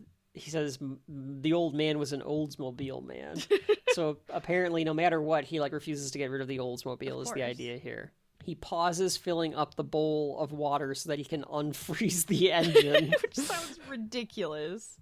There's probably areas of the world where this could still happen, even with my... I mean, fair. actually, Yeah. There's areas of the world, like, when it gets really cold out, even though you're probably not supposed to do this for, like, the environment, but if you keep your car outside at all, you're supposed to heat it up a little bit before you, like, run that engine. Right. Like, if it gets, like, sub-zero, because otherwise you can damage the car. So I'm sure this was a regular occurrence with the shitty, you know, way that stuff was built back then. Like, of course it was happening. Oh, of course. But he pauses filling up this bowl because there's black smoke coming out from one of the vents. So the furnace, something's gone wrong with the furnace. Yep. And he goes down to the furnace to fight it. And there's clattering and swearing coming from it. All the swearing in this movie is kind of funnily done because it's somebody telling you a story. Right. So you don't actually hear swearing, you just hear, God friggin' smack a doodle bucker mother friggin' Well, you did. thing. You just said one. You should. No, I didn't. No? I said friggin'. Oh. Yeah. I swear I heard a different one, but okay. No, I said friggin'. I mean, he did say, like, son of a bitch and, like, gad dummit and stuff like that. Yeah, he says gad dummit and all this stuff. I do like that it's, like, this obscenity that you know that they're all hearing actual swearing, but you can't hear it. As a kid, I always thought that you actually did hear it, and you just couldn't hear it because we were watching it on TNT or whatever. It's funny, so they changed it. When Ralphie says fudge, I thought he really says it for the movie. But he even says, but I didn't say that. I Right. said the real word. So we know that it's all from, like, kids' perspective of, I can't really tell you what they were saying, and I can't really say what I accidentally said. Are they implying that the mom caused the problem with the furnace? Because he says something about, like, one of the, I bet the rotor was moved all the way down or something. And then, like, the mom goes over the wall and, like, pulls on the lever for the furnace and, like, pulls it so that he doesn't come back up and see that it was turned. I think you're right.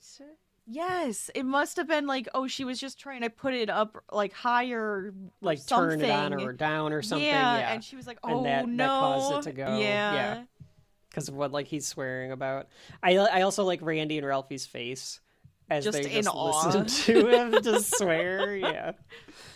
Because who hasn't? I mean, okay, you and I grew up. Go ahead. No, you go ahead. You go ahead. So, like, mom and dad swore enough. Yeah. But, like, not, like, crazy. No. But our grandma. Our grandmother and our aunt. They swore like there was no tomorrow. And then I grew up and I became, like, a sailor. Yeah, Rachel swears like a sailor now. I swear on this show more than you. I swear more on this show than you for comedic effect. But in real life, and because you're more professional, but in real life, Rachel swears more than me, hands down. Yeah. I'm a bit of a sailor. You got that a little bit from our aunt. Now I also do it for comedic and just real life too. Yes. And it becomes That's just how it becomes. Yeah, it becomes Our grandmother had a phrase, the way that she would swear, which, like, dad would repeat, and now, like, we do it all the time. And now we even do it to make fun of mom, who doesn't do it completely, but is close.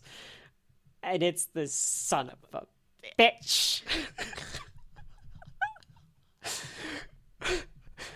And our aunt says ass kicking and calls everybody a motherfucker. Oh, yeah, and all everybody. This stuff. Yeah, so awful. It's hilarious. So we grew up in that kind of like environment where like swearing just fucking you just happened. did it. You might have been tiny, but nobody cared that the kids were in the room. Who Nobody cares? cared that the kids were swearing. Nobody cares. You learn. You You know can't say that. you don't swear. But when you the get old, adults you can swear. Right. But you cannot. That's right. That's a known fact. Or And you don't that's let kind of them what- hear you say it. Yeah. Yes, more likely you just don't let them hear you say it. But that's kind of where Ralphie's at, right? Where it's like you hear That's it, not a but kid- you those don't aren't you kids' don't say it. words. Right. Hmm. According to Darren McGavin, he improvised all of this swearing, That's quote funny. unquote swearing. I like it. Peter Billingsley said that his swearing was in the script, so he was supposed to say it word for word. Okay. And I wonder if that's because they entrusted Darren McGavin to be able to come up with like gobbledygook, but they didn't want Peter Billingsley to accidentally Say say something a swear stupid. word. Yeah. So like you just say what we tell you to say, kid. That makes more sense, I think. Yeah, I think so. Now, like you couldn't cut it out, but just to kind of keep it so that you Keep can it do the flowing. take and Yeah. Randy then puts on an iconic piece of pop culture, almost the precursor to the Maggie Simpson you should- starfish. It's like stuffed, right? It has to be like 3 layers and like stuffed. The way that this thing goes on him, it's ridiculous. But it's also super tight, like he can't Yes. get it on. Well, I think it's because he's also wearing a so big, many thick layers. sweater, and Yeah. it's like, good God. The mom struggles to put this on him, and Randy starts crying because he goes, "I can't get my arms down." Yes, which is great. This is the first of many kids just screaming Mostly in this Randy, but yes. one. Yes. The way she puts this scarf around his head, too, outrageous. Well, So, it's I mean, gotta be it's covered up. understandable that he's just, like, uncomfortable. I do like that he screams and then the mom just wraps the scarf around his head. Doesn't even like phase her that he's Well, screaming because it's about like, it. just put your arms down when you get to school. It's fine. Like, you don't need them right now. You're walking. The narrator says that he looks like a tick about to pop. I have done this motion many a time, and Rachel has seen me do it. Whenever I have to wear a big poofy coat because it's cold out, or our mom is like, no, you need to wear a more sturdy coat, so I go get out like a big poof coat, I will do the Randy can't get his arms down Of walk. course, you got to. Every single time. You have to. You got to be silly about it, because you just feel like a big galump walking down Yeah. the street. This look is very, very comical. It's great. It's great. This is a great look for little Ike. Ralphie's friends all meet up, and they talk enough like kids, and this is where I thought they sound like this is a little South Parkian, you might say. Mm-hmm. It feels very natural. It does feel natural. There is it. Schwartz is telling Flick that he is a dumbass. Like asked his old man if you stick your tongue to the pole, it'll freeze. And his he old told man me it said was right. will. Yeah. And the other one's like, oh, baloney. And like, yeah, right, all right. He keeps calling him a smart ass. Right. Some girls walk by and they knock Randy over, and he can't get up because he can't bend. Over. I can't get up, Ralphie! They see Randy, and Ralphie goes to help him up. He gets snow all over his books too. Yeah, that's like he who he cares? sets them down like all nicely, and then just gets snow all over them. They get to school, and then they all prank the teacher is by so putting in these silly. fake. This is like the most like stupid 90s. I mean, Yeah, it's a but little it's kid so prank. harmless. It's so Yeah. harmless and silly that I feel like some teachers would probably be like, "Oh, that was a good one," but we're not going to get Yeah, too it's like distracted. this- But this one, Yeah.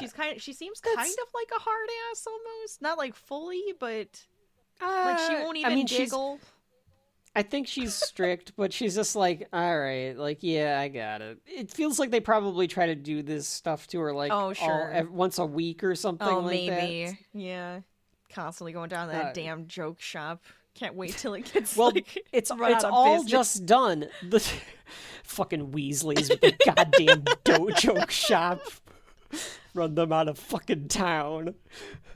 This teacher, Miss Shields, played by Teddy Moore, was apparently like 8 months pregnant or something at the time of filming. So instead of just having a pregnant teacher, because she's Miss Shields, so the implication is she is not married, she's a spinster teacher. Just make her a missus. Yeah, I don't understand why you didn't just make her a missus. Like, if you're like, oh, well, it's the 40s, she can't be a single mom, just make her Mrs. Shields. And What's give the her a fucking husband. difference? Like, But instead, they padded her out. So she's not actually this rotund of a lady. okay. They just made her look stout Okay. by, like, putting pads Because they on put her. more I on never like her knew hips that. and stuff. That's interesting. Yeah. Yeah, because it looks natural. It does look the way pretty that they, like, natural, had this honestly. work. So they did a good Yeah. job. Again, I'm hoping none of these stories are apocryphal. I hope that these are actually true things. But I like, you read these little things all over the place, Sure. especially for a Christmas story. Of course, you couldn't have a single teacher pregnant in the 1940s because I'm pretty sure that they would stone you to death. I think that's what happened. Probably. Yeah. Yeah. Yeah. It's unfortunate, but you gotta do what you gotta do. You got to do what you got to do. Yeah. I think the gag with the teeth is just to show all the prank stuff that they do too. Like you were saying, Rachel, the Weasleys are just making money off of Miss Shields' class because like Right. there's crap all in this drawer. This drawer, here. 'cause she makes them all put the teeth in the drawer, and it's just it's full of chattering teeth and silly stuff, and yeah. We go out to recess, which is recess, and they argue about sticking the tongue on the pole again. And it gets to the point where Schwartz, because Flick insists that you will not get your tongue stuck, and Schwartz says, "Well, then why don't you do it? I double dog dare you." That's right. Starts with a double dare, then it goes to the double dog dare, right? And That's then right. it's supposed to go to Now- it's supposed to go to a triple dare, Yes, right? Let's make sure that we get the The order, yeah. Yeah, There are rules. there are rules on Just at like in recess. Exactly. But he skips those rules and goes to that triple dog dare. Oh, yeah? Yeah! I like double dog dare ya! Now it was serious. A double dog dare. What else was left but a triple dare you? And finally, the coup de grace of all dares, the sinister triple really dog dare. I triple dog dare ya! Schwartz created a slight breach of etiquette by skipping the triple dare and going right for the throat. All right. Does a little bit of a faux pas. He skips the triple dare and he goes straight to the I triple dog dare ya. So because of this, it's like getting called chicken, Rachel. It You is. have to do it. You're a coward now. Or you have to back down and you have to say, no, maybe you're right. Maybe Yep. I will get my tongue stuck. Right. You Like, either you have have to- to say you're wrong or you have to try to prove Or you yourself have to right. stick your tongue to a pole. Yep. I kind of think that a lot of things in life should be solved this way. Politics, for one, for sure. I really think that the recess rules should apply on Capitol Hill. I think that one senator, You don't feel like I they act double like dog children dare anyways? you. It all kind of works. They fucking do. So like, Exactly. just I double dog dare you, Senator. So back to you, Senator. I refuse to acknowledge the double dog dare, Senator. Back to you. I triple dare you, sir. I am triple daring you. I will not acknowledge the triple. I triple dog dare you. Oh, Now rebel, you rebel, have rebel, to. rebel, rebel, You rebel, gotta rebel, do rebel. something Yeah. now. Now stick your fucking Stand your tongue to that pole, ground. you idiot. Would get a lot of shit done actually might. because if that Because they have fucking so much moron, pride. that's right, had to stick the tongue to the pole or admit that you're wrong. I like shit or get off the this. pot. Stick your tongue to the pole. What if it Or literally admit it. was always stick your tongue to the pole too? Like you actually had to do like, Like freeze a pole and say stick your tongue to yeah, the pole. bring out the all right, bring out the pole. That's what they call the poles, actually. It's There's like just it's poles like the all over punish- Yeah, that's what the pole is. That's the punishment. Either you admit that you're wrong, you prove evidence that you're right, That's right. or you stick your tongue to the pole. That's right. That's what happens when you get triple dog dared. I love it. That's the new filibuster. You want filibuster reform, folks? There it is. Stick your damn tongue to that pole. Triple dog dare. Anyway, The hell are we? So he goes to do it. He goes to do it. He like sticks the tongue out, and in 4K, Rachel, you saw everything. You could see every bead on this tongue. You have a much longer tongue than Flick, but Well, still, because he just to the kind point. of Yeah, he just kind of because he's trying not to do it, so he 'cause like doesn't- widens the tongue. you kind of assumed he's just gonna stick it for a second and then take it off. Well, that's what he's going to try to do. Yes, Schwartz is like, "Go on, smart ass." I don't know why he like has a more He East does, Coast though. accent He than a does. Chicago he accent. kind of does it. Presses it, and of course his tongue gets stuck. That's right. Which kids at home, I mean, this was always like a joke because of this movie. Oh, of like course. somebody's going to do it. Yeah. I don't think we ever had anybody actually do it. But No, we it didn't have will- anybody you- actually touch their tongue to the pole. They got their heads stuck between two poles. I remember the Fucking police, morons. the fire department coming for that, but not anybody getting their tongue stuck to it. If you want to see what the effect is, like how this actually works, go get an ice cube Yeah, and stick your tongue to the ice cube, and the same thing will happen. Yeah. Where you cannot get your tongue off the ice cube. It's the same effect, and eventually the ice cube will melt, so you'll be okay. But the same thing happens. right. It's I've seen, I don't remember if it was Beekman's World or Bill Nye or Mythbusters. Somebody showed the like why this happens, Mm-hmm. but it's definitely something that happens, and it's always been like stems from this movie of is anybody going to do it to like actually see if it'll work, and nobody ever did. It's like, is it cold enough? Is it cold enough outside? Is your tongue gonna get stuck? I think the way to, if this ever did happen to you, is if you get like hot. Oh yeah, you just need some like warm something it'll melt to it away. right. Yeah. Mm-hmm. Just to change like the chemical balance, I think is what Yeah. it is. He screams in total panic and fear, Oh my and of God, course, as you would, like it's like a, Mm-hmm. like he really screams, and the kids all freak out. Like all the kids are like, "Holy shit!" Oh, it God, he's actually actually like stuck. froze. Yeah. And the bell rings, so they completely abandon They him because just kids are evil. abandon him. But the bell rang. That's horrible. The bell rang. I don't know what to do, but the bell rang. I love Ralphie's like, I don't know, the bell rang. What do you want me to do about it? But Flick is like, don't leave me, and they leave him so instead. And sad. Flick cries in anguish, and he's like just swinging his arms because he's stuck. Like, Right. and you, as you would be, you'd be fucked. Because if you're you there, rip are. it off, you don't want to Yeah, do dear that. God. Don't do that. Don't. Which I think is what they do to him. I don't think that they use any like water or like hot water or anything to like.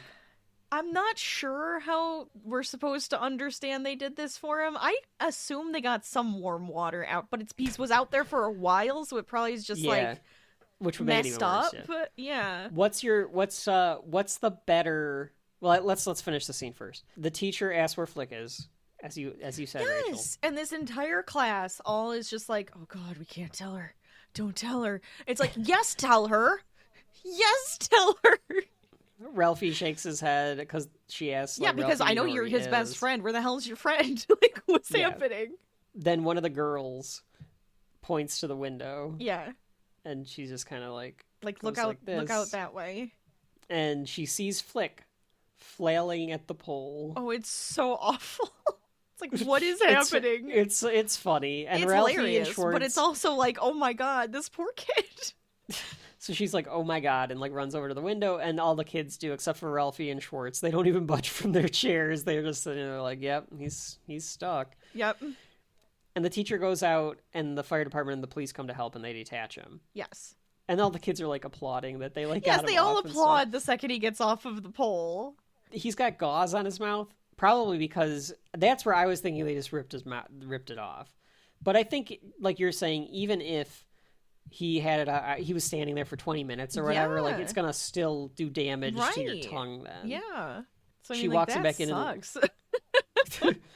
She leads him to his desk, and she says, like, "I'm not going to punish whoever is responsible for this," like knowing that it's like Ralphie and Stands Schwartz's next to, stares fault. directly at. because they instigated it. Oh yes. My point is still like, this is a little bit on Flick. He put his tongue on the pole. Correct. But why the hell didn't you tell anybody? And we know you instigated him to do it too. Right. Yeah, they So should have your told, partial like, fault because he's like, stuck outside. yep. They should have told him before this class even started. It should have been Yes. Miss Shields, Flick is caught outside. Or whatever. Yes. I mean, they probably don't have recess attendants. They might. I don't know. But tell somebody. No, not then. Not at all. It's like somebody has to be at the door letting everybody in. Or something. Or walking back into the classroom even. That should be a phrase now. We should, like, if it should just be like, you know, did you stick your tongue on the pole? It should be like a phrase of like when you really screw up. It should be like, yeah, I stuck my tongue on the pole for that again. one. Yeah. Yeah. Fell off the jetway again. I guess it's like if you were like thinking that you did something right, and then it came out that you were right, really and then wrong. It turned out you were wrong about it. Yeah, so like, I really stuck my tongue in that one type of thing. Folks at home, try to get that going. Let's get that phrase going. I like it. What's of the famous scenes where someone sticks their tongue on a pole? Which do you prefer, this or Dumb and Dumber? I knew you were gonna ask me because I was like, the only ones I know are this and Dumb and Dumber. What's the other one? That's a hard question because one of them is a child and the other one is a grown man. Oh, look, Frost. It's okay. You kids wouldn't happen to have some warm water, would you? I don't think they would have let him just keep going around in circles. I think it's because he doesn't want anyone to try to yank him off. Oh, probably. So he's just waiting for someone to come with some warm water. Yeah, like some hot chocolate, anything. I don't know, it's pretty funny. They used a fake tongue, though. This one's a real tongue. Yeah, it's a real tongue with a suction. Mm-hmm. Yeah, used on the pole so this that one you didn't really. Yeah, you had to look this one up? Well, okay, my husband looked it up, and he was telling me all about it. And he goes, and apparently they were, like, recording in a lot of, like, sub-zero temperatures, and it was really hard. He had to hit the right spot and not get his tongue actually stuck to the pole. Miss Shields tells them that she thinks that their guilty conscience will be enough punishment enough. Yeah. And adult Ralphie talks about how he's like, no, kids know better. They know that it's better to not get caught than to speak up. So they're not going to admit that they instigated this because that'll just get them in more trouble. Right. They might feel bad, but... No snitches. Snitches get tongues to poles. That's right. That's right. We'll come up with a rhyme for that eventually. Always ask for a lawyer, kids. Miss Shields turns the subject, and she says that she's giving them a theme. Rachel, is a theme a paragraph, an essay? What the fuck is a theme? It must be an essay. It's got to be an essay. Here's your theme, and I'll write a thing. Like, write the intro, the body, and a conclusion. I think that's, like, the theme right there. Okay. All right. So it's like a short story, a paragraph or two. Yeah. A theme. Because I was like, this is not... We never had to write a theme. That was not a term that I have ever heard of. She wants them to write a theme about what they want. I feel like we would call them prompts. Here's your prompt. Yeah, a prompt. Okay. Mm-hmm. A theme, a prompt. All right. All right. I could see that. Yeah. That terminology kind of works out. Okay. The theme that they're supposed to write is what I want for Christmas. And Ralphie perks up at this idea because he thinks that if he can convince Miss Shields via his essay that he should be able to get the gun. That's right.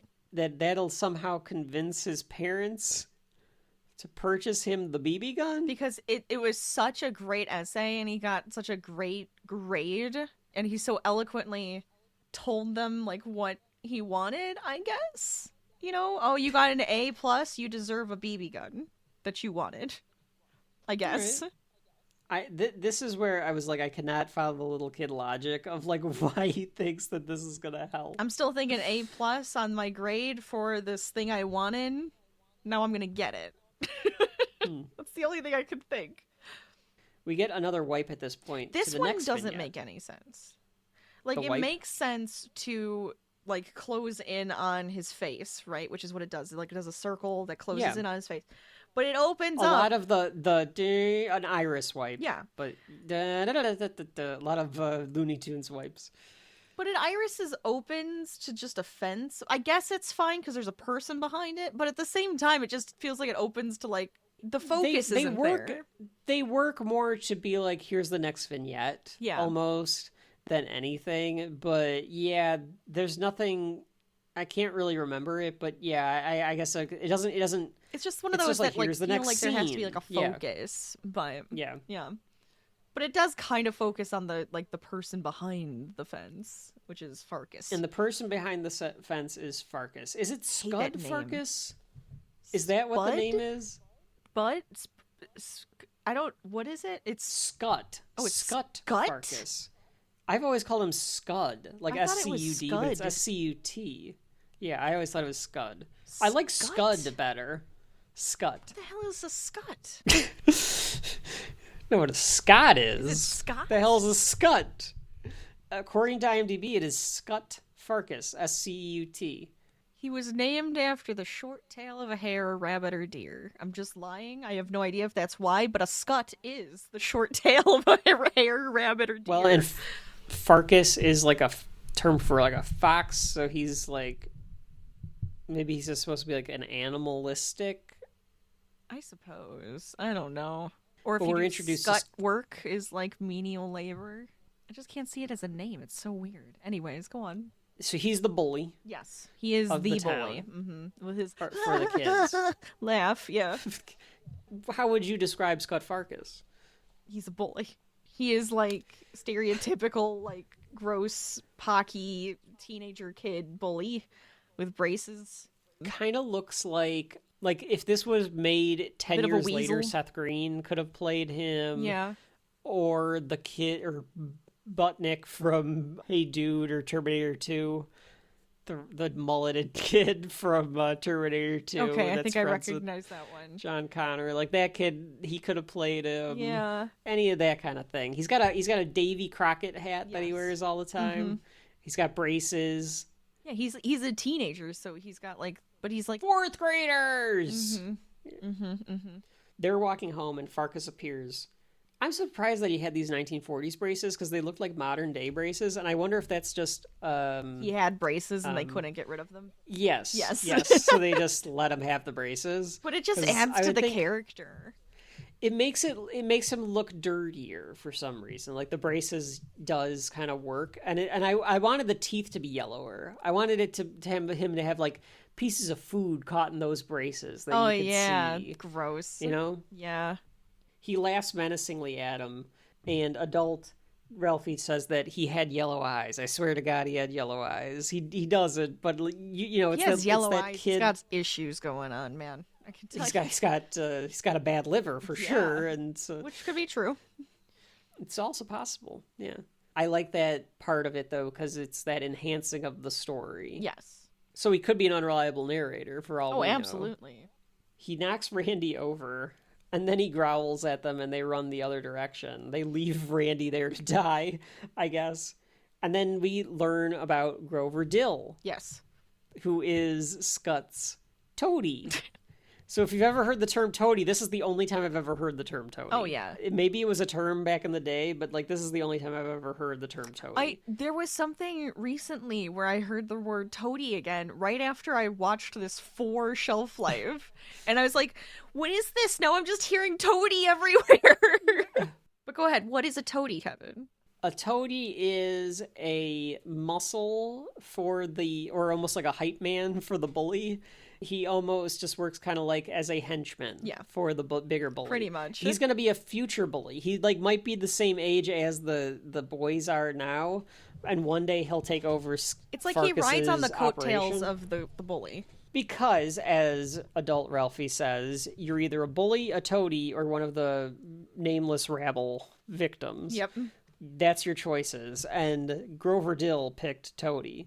They run from the toady, which why are they running from this toady? The toady is this little shrimpy kid. Right, Like he's he's smaller than the inconsequential. others. Yeah, like you don't have to worry about the toady. I guess because he's just, a part of that team, that duo right here. The toady still strikes fear in them. Of course. And today they would have been psychologically tortured too. So they wouldn't have just been beaten up on their way home from school, but he would have called them pigs on the internet and made memes of them. Oh yeah, and taking then pictures they of would've- them, did like Yeah, a lot exactly. of bullying. It would have been horrible. Yeah, spread rumors. Oh, God. That's more girls bullying. I don't know what guy bullying is I like think nowadays. it's I'm sure it's similar, bad. But yeah. Yeah. The back and forth where Scud punches the toady is very kid-like because they're like celebrating their victory. The toady like does like a growl and all of them run away. They pick up Randy and they get out of there. Randy is laying. I love that they cut back and Randy is not even moving. Yes. And adult Ralphie goes, Randy was laying there like a slug. It was his only defense. I mean, in that snowsuit, yeah, that's what's gonna happen. He knows. Yeah, you just have to pretend that he's dead. He grabs Schwartz, Scud Farkas does, and twists his arm to say uncle, and then he shoves them away. So then they run, they pick up Randy and they leave, and then that's when Scud, I'm gonna call him Scud, fuck it. His name is Scud, Farkas. that's my Just headcanon. say Farkas. Farkas and his But toady. him and the toady punch each other back and forth, which I thought was kid-like because they're just kind of like, doing like little punches, but then they're like getting more aggressive. And then Right. Farkas just punches him even harder, and the toady just goes, ow. Well, you can't out punch the main bully. You can't do that. No, you're challenging him then, like a fucking lion in the pride if you punch him too hard. That's right. So Ralphie is waiting for the secret decoder pin, but he hasn't come back yet. It's just put in there so that it sets up for a later vignette, which is nice. It's good that they're setting things up like that, because like otherwise it's like, like we've watched stuff. We've read stuff where we go and then nothing happens, where nothing comes back. Like with this, I hate when stuff doesn't come back. Yeah, I mean, we just did like the in Turtles. We were talking about how like we thought like these arcs were going to happen and all this stuff, and then nothing really comes of like some of the things that they talk about in that. So like in this, you can tell it's good writing. Like the stuff comes back. He reads over his theme. Yes. And this is where I figured out, like, okay, so a theme is just like a paragraph or something, because it's like talking about how he thinks that the Red Ryder rifle is the best gift that anybody could ever get. He doesn't think that footballs are a very good gift. He sounds very like a South Park character. I don't know why. It feels very natural, like you said, Rachel. It's like a kid. It's very just here's the kid doing kid things. The old man is home. And he's super excited. He first says he won something, but before he like can actually like he just explain starts that, screaming it. the Bumpus's hounds. So I they love have them. they. They shouldn't be just running loose, but they're so cute. So it's like this pack of hound dogs that Ralphie says. Does he call them hillbillies or rednecks? I can't remember, but either way, he calls them like the redneck neighbors. Have like all these hound dogs. And they ignore every other human being in the world except for the old man. So they just love to him. terrorize Ralphie's dad. I don't know what it means, because it's like Ralphie's dad, because they like clearly like Mr. Parker. They're not like attacking or growling at him. They just like chase him around and like they just kind of run him. around. They just run around and are like by him. I think they just like him. I think they just like being around him. They're the cousin Eddie of this particular Christmas story, right? Maybe they were celebrating with him. Oh, yeah. Because he seemed excited, so that drew the Yeah, dogs. so they're like, oh, yeah, they're going to be all excited. Just like Cousin Right. Eddie, like you were saying. Yeah. He also is overly excitable. He comes in the house, and he says that he won something. I was trying to figure out what the hell he won. Like, what was this thing that he won? So he says that he won a major prize. He got a Western Union telegram, and the telegram was late, that they were sending it tonight. Was it one of these things that he sends in with the paper? He must like do one this of these, all the like, time. quizzes? It has to be. And I guess because they set up earlier that he was like trying to win the 50 grand, our thought process is, did he just win 50 Did grand? he win something? Yeah, did he win some sort of money Like prize? big actual cool prize. Mm-hmm. The dog tries to get in again, and his ear gets caught in the door. I felt so bad, and they hover. They hover Yeah. on his ear, and Yeah, I'm just too like, long. open the damn door. They hover too long on it. He does open it up and let He the dog does. out. He Yes. says, "Serves you right," whatever, but he does let the dog out of the door because the Yes. dog's like whimpering. Bloodhounds too. Oh, so they're they're so these big... sweet. They big long ears, big sweeties. Rachel, do bloodhounds are big howlers, right? Oh yeah, they're the ooh, like Okay. that like deep voice, like ooh, Is your like think dog Fox howler? and the Hound. Okay. I mean, I'm good with winning anything. If I win just a free nothing, I'm happy with it. Yeah. So it's fine. Exactly. He doesn't know what it could be. He says it could be a bowling alley. I mean, a boat's a boat, but the mystery box could be anything. It could even be a Could boat. even be a boat. I'll give Family Guy that joke. That's a good fine. one. That's one of their good ones. And the mom's like, how are they going to get a bowling alley here? And he's like, well, not a literal bowling alley, but yeah. So he thinks that he's won he thinks that he could have won like a house. Major. Yeah. Yes. And he turns to Ralph and he says, okay, let's go eat. Getting rich is hard work, kid. And I just like I like how enthusiastic the dad is Yes. at the prospect of like getting some sort of gift. Yes, some sort of prize. Randy is playing with his food and Of course, as you do. You get potatoes. You're gonna make like a volcano and stuff. This kid's getting really crafty though, and like sticking the fork in it. Yeah, he's got the fork in it. He's building like a tower out of it. He's building the UFO from Close Encounters. Exactly. There you go. Adult Ralphie says his brother has not eaten voluntarily in over 3 years. And then That's so weird. well, he's just saying he's a super picky eater, and they only ever sure. eat meatloaf, red cabbage, and mashed potatoes. So clearly Randy just doesn't like this particular meal. Yeah, it could be. Now, Rachel, I figured as a strong, independent woman that you'd have something to say about this like next little beat that they do. Oh no, what did I miss? So the dad is like, "Can I get some more red cabbage?" And the mom gets up Oh and yes. gets some more cabbage. And then Ralphie says, "Can I get more potatoes," or whatever he asked for? And the mom gets up and gets him the potatoes. And Ralphie goes, "My mom never was able to eat a warm meal in like 15 years or whatever." And it's like, fucker, get up and go get your food. Yes. One, he should get up and get his own, or help out, or put the food on the table and just make it really Yeah, easy just to put the like food just on the everybody table. can grab it. Ralphie's old enough, he can get his own stuff at this point. Yeah. He knows how to But slop shit 15 on his years? plate. He's not even 15. No. Which means this happened before. Yeah, They were 1940s. born. 1940s men, get your act together. Get up Yeah, and get your what own is fucking this? food. Or put it on the table, to your point, Get Rachel. her There's- some food. You know? They're asking Randy to eat, and he's like, "I don't wanna." So he won't do it, and the dad says, "I'll get him to eat. I'm gonna open up his mouth and shove a funnel down his throat." The mom instead does a trick on Randy to get him to eat. But it doesn't really.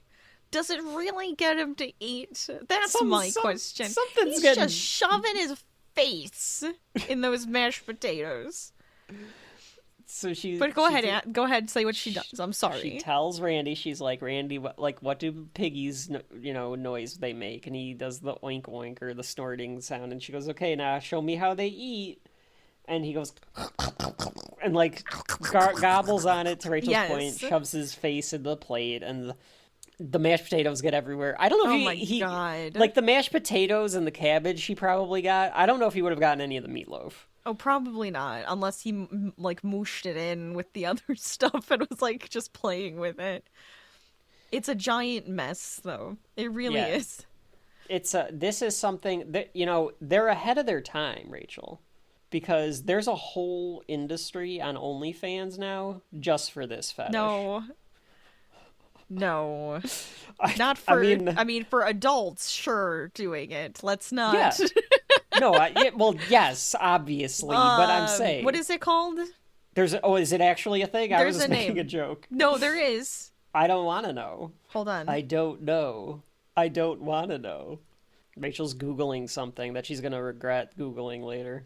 Mukbang. Okay, I've heard that terminology. That where big fat slobs eat like 1,000 calories. I don't think it even has to be a big fat slob, but yeah, it's like whatever the hell sits down and eats the most ridiculous amount of food, and it's just disgusting. I don't get it. I really I don't get it. People have But- weird fetishes, but Kev. You said this- it yourself. I did. I'm not gonna kink shame anyone. I will. Whatever an adult, by themselves or multiple, want to do it in the sanctity of their own home, as long as everyone is That's fair. consenting, is perfectly fine with me. But I don't want to be a part of it. But I don't need to be a part of it. Absolutely not.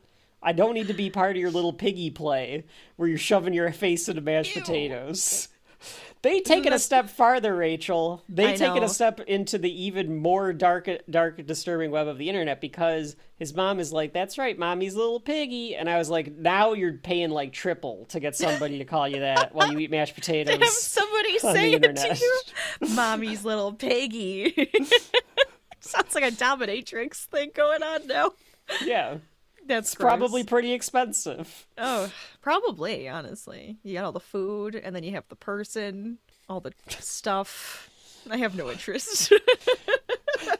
I don't want to think about it. Randy does the Randy laugh again, Rachel. Yes. And this is where it's like, this is both scary and little kiddish at the same time. It's like a demented Howdy Doody.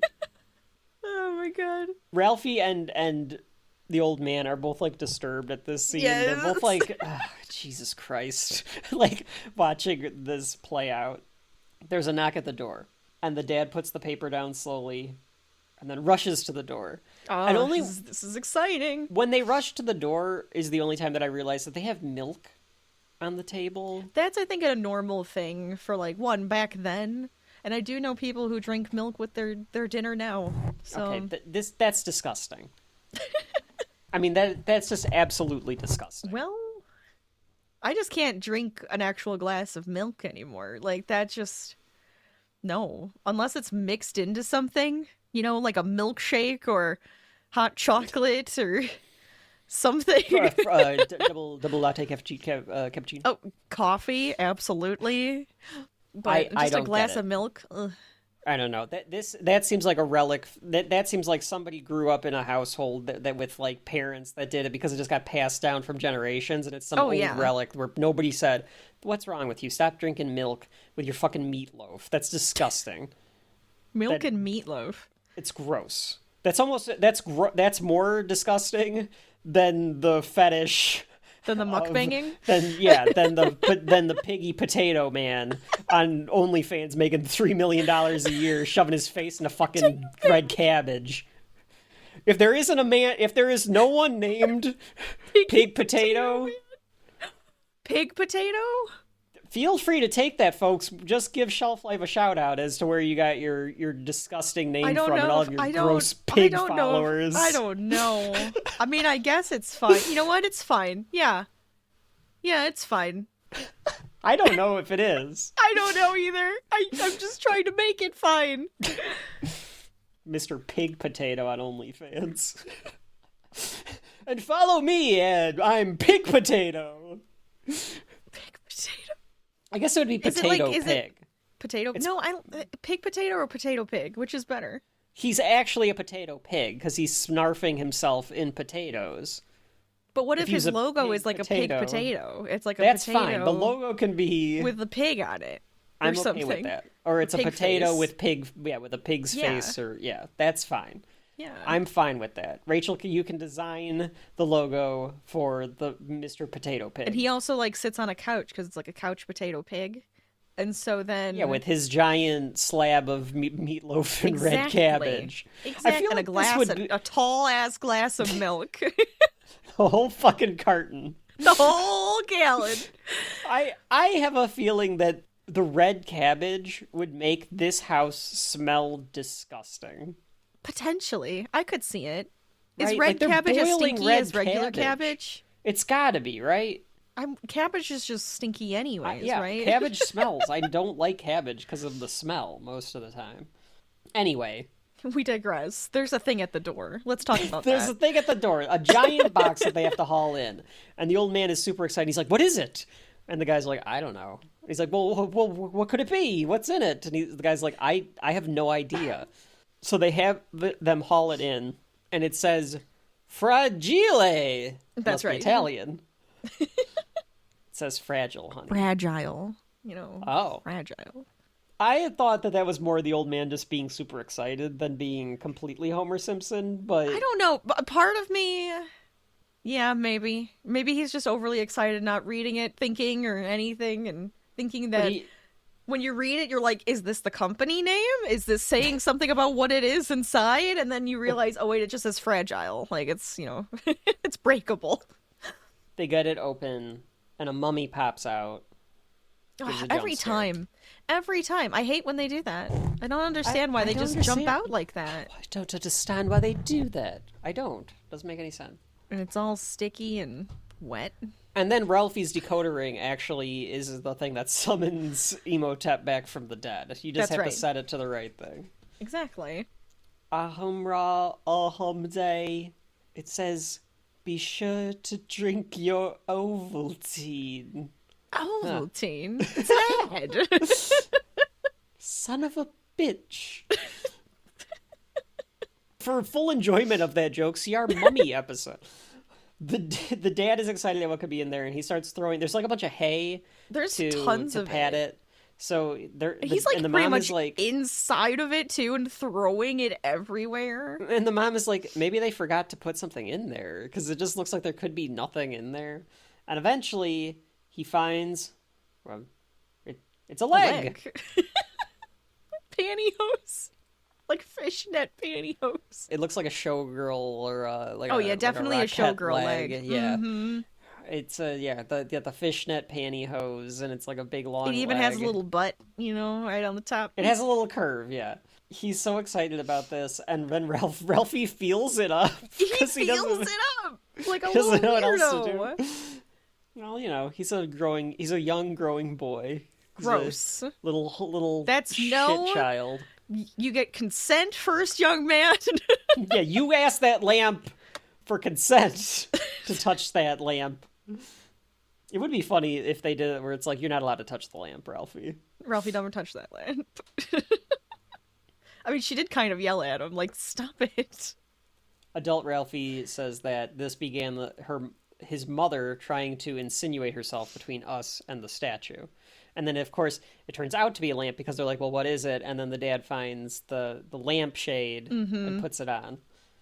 And he's also just so goofy looking.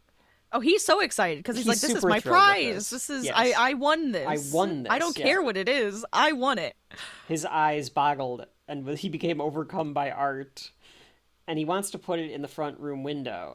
Oh, my God. This is, of course, one of the most iconic parts of this movie, one of the most famous parts of the movie. You mean all of the cords sticking out of the wall, right? All in the one spot that are like sparking and going to start a fire. The mom is very upset about this, and yes, there's like a million plugs in this like outlet thing. It reminded me of Grandma's house. It kind of does. I feel like you could smell the energy coming out of that socket right there. Like it's ready to start a fire at any possible second. The whole thing glows, though. Like, the entire leg glows. It's not like there's a bulb at the top. The entire leg glows. Yeah, like, for being this... I don't know what this was. I cannot imagine that this was a real thing. I understand that, but, like, why? Why would this exist? I don't know. Did they make it up for this? Was it just made up for the book? I'm 100% sure that this was made... I'm not 100% sure, but I'm pretty sure this was made up. There's no way that this was a real thing. Ralphie keeps touching it, too, while he decides to go outside to make sure it's straight inside of the window. Yeah, so he's like, he tells them, turn off all the lights. I want to see what it looks like from outside. Yes. I just Googled it, Rachel. The leg lamp was not a real thing. It was based on a time when newspapers would run contests to sell papers. Do they always just have, like, wacky prizes? Gene Shepard just made it up. Okay. Now you can buy replicas of this lamp. Of course you can. It has become, as we said, a Christmas staple. The dad calls it indescribably beautiful, which I think is hilarious. and he wants to see what it looks like. So Randy still has mashed potatoes all over his face too, Oh, which was a yeah, nice he's a touch. I like that they have to like wipe the mashed potatoes off of his face. Like he's just in awe. Or confused. Either way. The neighbors come up to see what he's doing, and they're like, "What is it? What is that, Parker? What do you got there?" A major award. Yeah, but what is that? It's a major award. A major award? Shucks, I wouldn't have known, Dad. It looks like a lamp. Well, it is a lamp, you nincompoop, but it's a major award. The way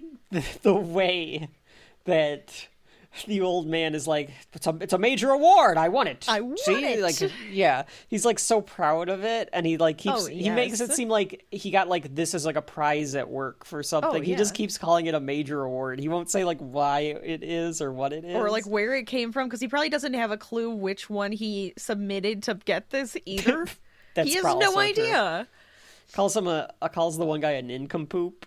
And the Yes. guy does sound like slow, so that's funny too. Apparently Bob Clark is in the background here as one of the neighbors. I like that the neighbors all converge too. Oh yeah. Like they're all like coming out of the woodwork. Well, you to see him. this He's thing. yelling to them inside, and like, "What are you doing? What are we looking at?" The narrator calls it a symbol of the old man's victory. And then the mom reminds Ralphie that it's time to listen to Orphan Annie, so she like gets the boys away, and it's just a reminder again that Orphan Annie's going to have another vignette in this story. And then the kids go listen to the radio just like they would for Shelf Life today. Which, yes, again, of course. really hope that you all listen to this particular episode of Shelf Life around your radios, your old-time radios. As a family. Yes. Yeah, I'm sure the family will really enjoy our what, potato ass man? What would I call him? Pig potato. Oh, pig potato piggy. Yeah, Yeah. Like he Mr. could Potato Pig. He could be Mr. Potato Pig, and then the wife could be Miss Piggy. Oh, there. Yep, that's right. Eat your potatoes for mommy, and then it's we're really building a universe. That could be a joke though. Like it's too real for that to be a joke. Like if we did like a video where we were making fun of OnlyFans, like that would be a joke, and then someone would be like, "Well, you guys made a joke about that, but that's really a thing. You know that, right?" Yes, we know it's a thing. I'm not surprised. And then the dad laments that they turned the light off when he goes to go back inside.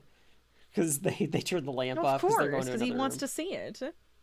The transition to the next vignettes for the next few are always the kids running from Farkas and the toady.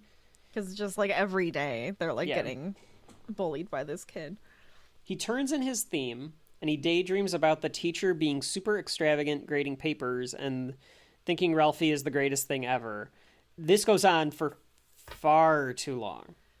Far too long. I thought it could have been longer. Rachel wanted this to be the whole movie. Like I love this whole bit.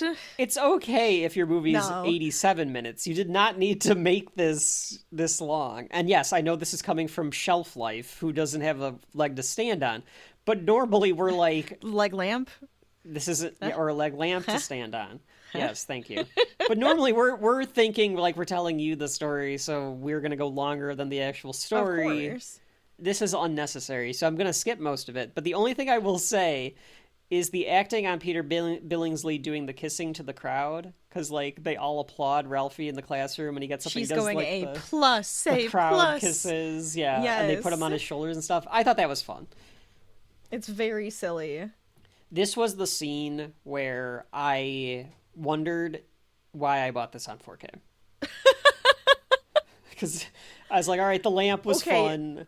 But, I mean, it's a kid having a daydream. Again, it's very childlike, goofy, stupid. That's fine. It's just too long. It's too long. And I was thinking, is this overrated and just nostalgia at this point? So we'll keep going. Keep going. The teacher gets him out of this daze, and he happily proclaims that he turned his theme in. And she's like, yes. Now go sit down, you and weirdo. Again, just the acting on Peter Billingsley doing these smiles and like the head nods and stuff it's very good. Like it is. his acting in this for being a little kid, is super good with all of the expressions. The way that he has to convey this character is very, very good. Right. They run back in fast motion back home, so we get to another night. This time they're going somewhere, and they're going to get a tree. And as they leave the house, the mom turns off the lamp. And the dad says, hey, what are you doing? And she's like, well, we don't want to waste electricity. Yeah. I didn't notice this, but I saw this in the notes. The fight between the two. yeah, they always are fighting about this lamp. I didn't notice this, but the rest of the lights on the house are still on. So the joke is like, she wants to save electricity, but the rest of the lights are still on. That's good. They go to get a real tree at this tree salesman that looks like a combination of Booger and the cab driver from Scrooge. Yeah, definitely the cab driver from Scrooge. That's definitely what I would describe him as.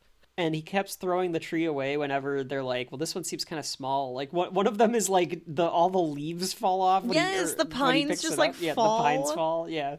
He's like, well, this ain't no tree. And they get another tree, or they find a tree, and the mom says, isn't this a little large? And the dad says, Dad, that thing won't fit on our car. Or that thing wouldn't fit in our yard. It's not going in our yard. It's going in our living room. Ralphie's dad says that it's just once a year. Christmas only comes once a year. Why not? Right. Get something fun. I've never had a real tree, so I don't know how it really goes and how pain in the ass it is. Either.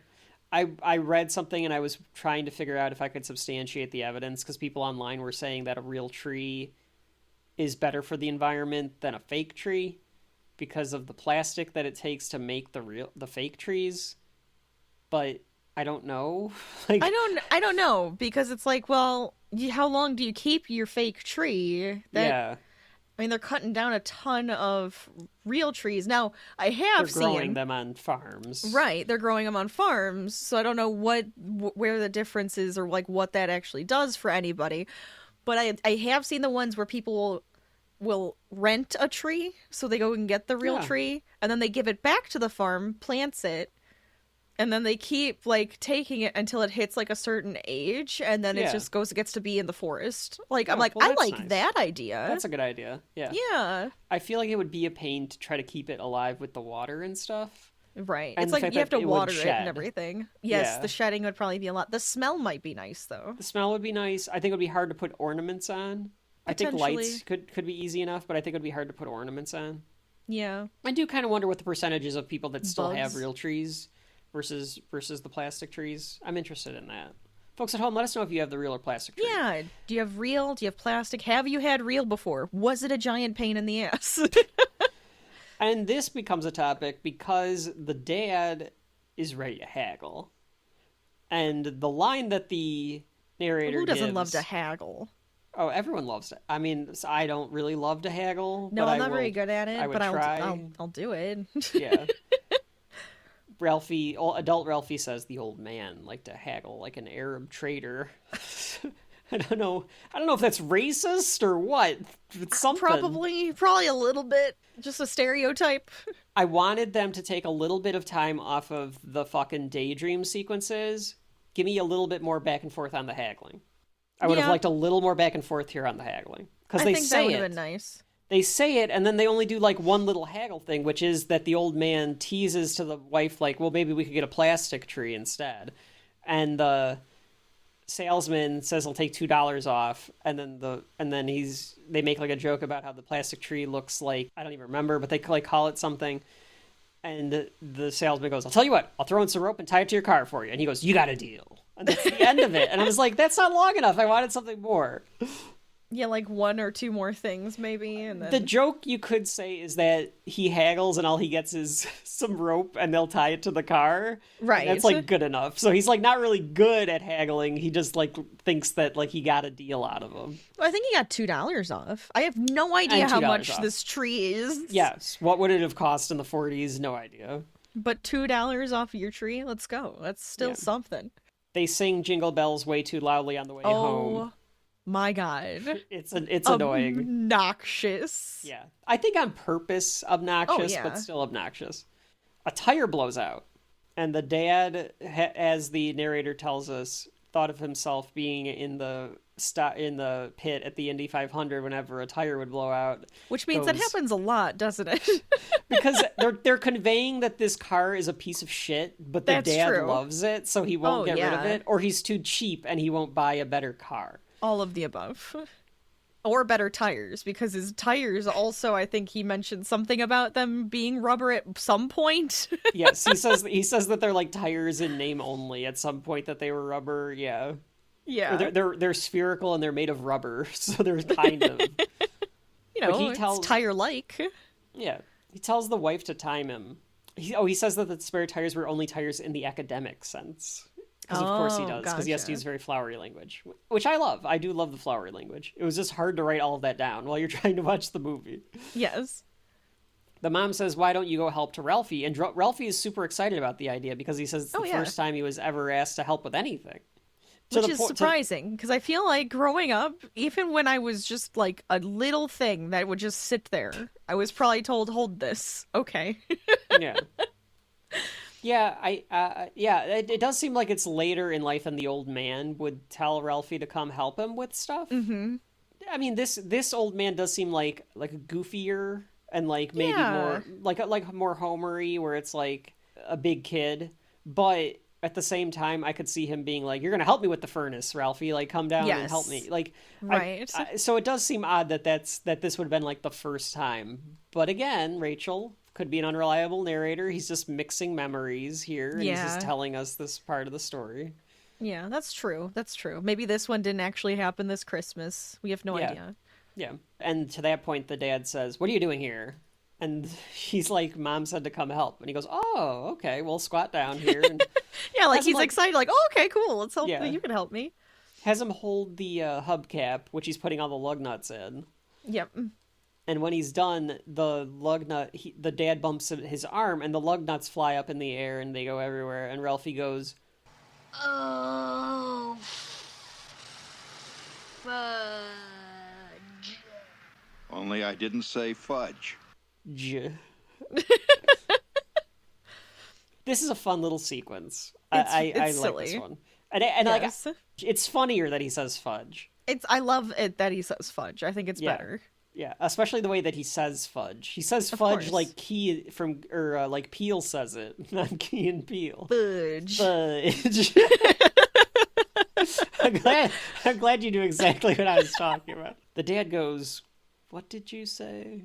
And Ralphie just stands there, and the dad goes, That's what I thought. Get in the car. Now, picture this scene with Jack Nicholson, Rachel. Be fucking terrifying. Just a little. That face that his face of, what are you doing? Like, what did you say? What did you say? Yeah, I'd be like, oh my Get God. In the car. Yeah, it'd be frightening. Run the car off the road again. And Ralphie thinks that he's dead because he said, of course, the F word. That's right. The dad comes back in the car and he tells the mom what Ralphie said, and she screams in terror. She screams. And that immediately cuts to Ralphie eating soap. That's right. What a dumb thing to do to the kids. To wash your mouth out. When did people stop doing that? Because that's really I don't know. Maybe people stupid. still do it. Oh, I'm sure that there's some antiquated people that still do it in the Probably. South. It's not healthy. Well, the narrator goes on to explain like all the things that he learned about soaps and which ones would tasted better and stuff. But this one happened to be like a Lifebuoy, which I definitely don't think is a brand anymore, and it didn't taste very good. It looks gross. I mean, I've gotten soap in my mouth before, and it's like I never want to have soap in my mouth like that. At this time, though, this would have just been animal fat, probably with some probably a lot of chemicals. Yeah, it's chemicals that would have given you cancer for sure. Yeah. So animal fat and cancer chemicals. Yeah, it's no different than what I eat on a daily basis, Rachel. All right, well, that's what you eat then. It's so I mean, I guess it probably kind of worked because no one's gonna want to eat the soap, right? Because that's awful. Like, I don't want to have that in my mouth. I would do cilantro. It's the same idea. It tastes like soap. To most, well, like half the population. Oh, I hate cilantro. If a kid thinks that cilantro is gross, perfect. Put this on your tongue, kid. You're gonna eat you said a thing you're not cilantro now. supposed to say. I'm guessing in 1940, though, they didn't have cilantro at the convenience mart, so Probably not. they're not going down to the bodega to get some cilantro.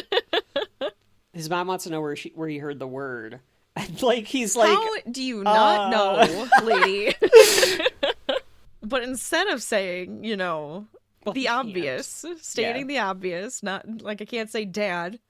What? Yeah, you know where he heard the word from. Because he says it constantly. Constantly. Friggin' frick. Exactly. The friggin' fudge. Fudgin' frackin' fudgin'. But since he can't say that, he says Schwartz because it's the first name that comes to his mind. Which, good lord, you threw him under the bus. Yeah, understand what year it is, Ralphie. I guess the problem is you can't say TV or the radio. You could have said on the way to school you heard somebody just say it. Farkas then. Yeah, say Farkas. Your mom's not going to call Farkas's parents. Nobody likes Farkas. Nobody likes Farkas. Well, we learned. Yeah, that's true. Of course, the mom calls Schwartz's mom. Yep. And tells her what Ralphie said and where he heard it from. No. This is I love. Did you hear what she said? Yes. The mom? Yes. Yeah. She's like, well, do you know where he heard that? And the mom on the other end of the phone goes, well, I assume his father. Because it's well known that Ralphie's dad swears all the time. I loved that. And I thought it was hilarious. The mom is in denial. She's like, no. She doesn't think no, that... he wouldn't have heard it from him. Yeah. They don't pay attention when he's constantly just screaming it in I was going to say the boiler room. The furnace. The furnace. And she screams when she says it was her son. And it's like a shrill, what? I can't even do it because my mouth is or my voice is gone. And then when she goes and beats him. Right, because it's the 1940s, and you better believe you're getting a paddling. Find out that your friend says the F word because of you. Oh, you better believe that's a paddling. Yeah, she violently beats him too. You hear God, you hear the smacks. She's multiple slapping times. Him. Yeah, Ralphie's mom just kind of hangs the phone up as Schwartz gets violently beaten, and she tells Ralphie to go to bed. I like the "don't give me that look." Why does the mom put the soap in her mouth? Was it just to see if the taste? I guess to see what it tasted like. Mom made her do it. Do you think her mom made her do it? Yes.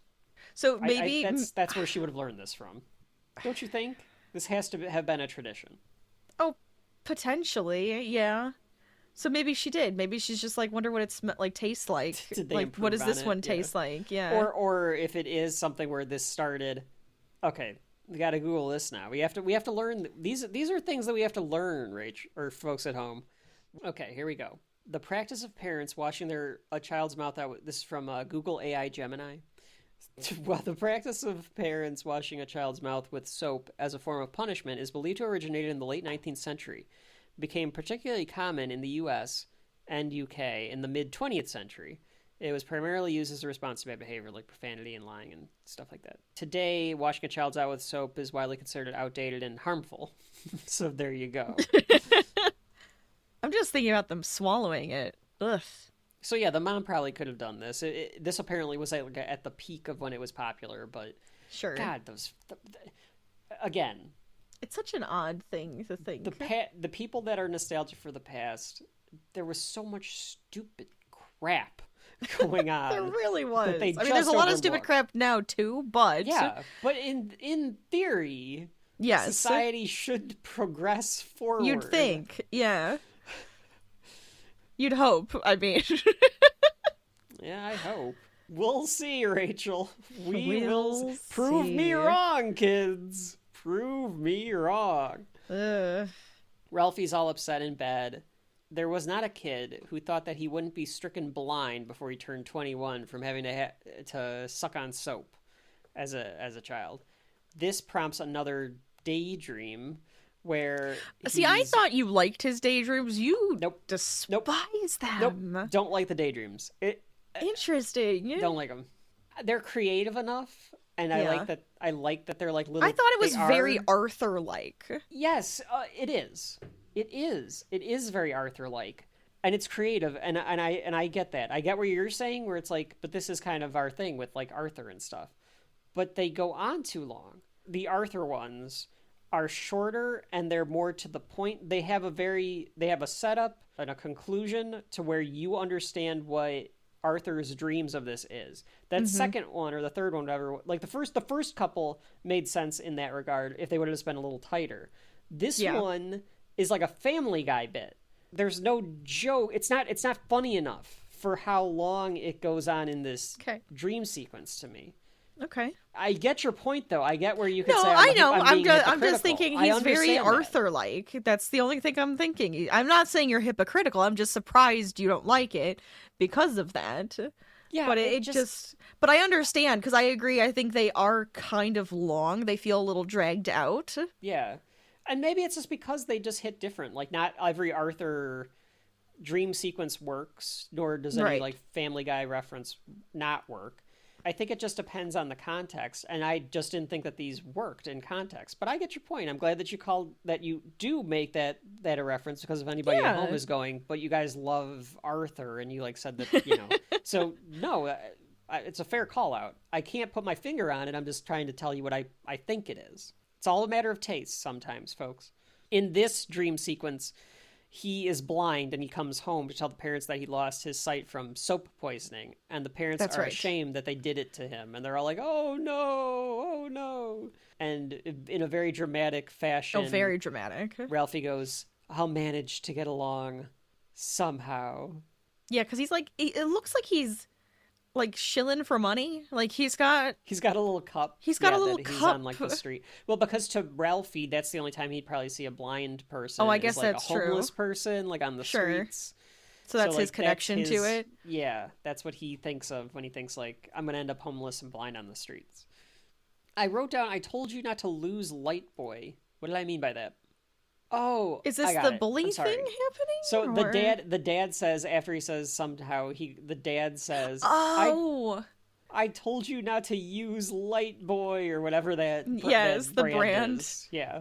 So the dad in the dream sequence is blaming it on the brand, not necessarily the cleaning out the mouth, but no, just you have the to clean their brand. mouth out. It's the brand's fault. It's the children that are wrong. And then in the dream sequences, he grins, and then he's grinning when we come out of the dream sequence. Go back to the next vignette, so they go back to school with getting chased down by Farkas. All the kids are giving the teacher presents. Yes. Rachel, I knew this was going to be a question.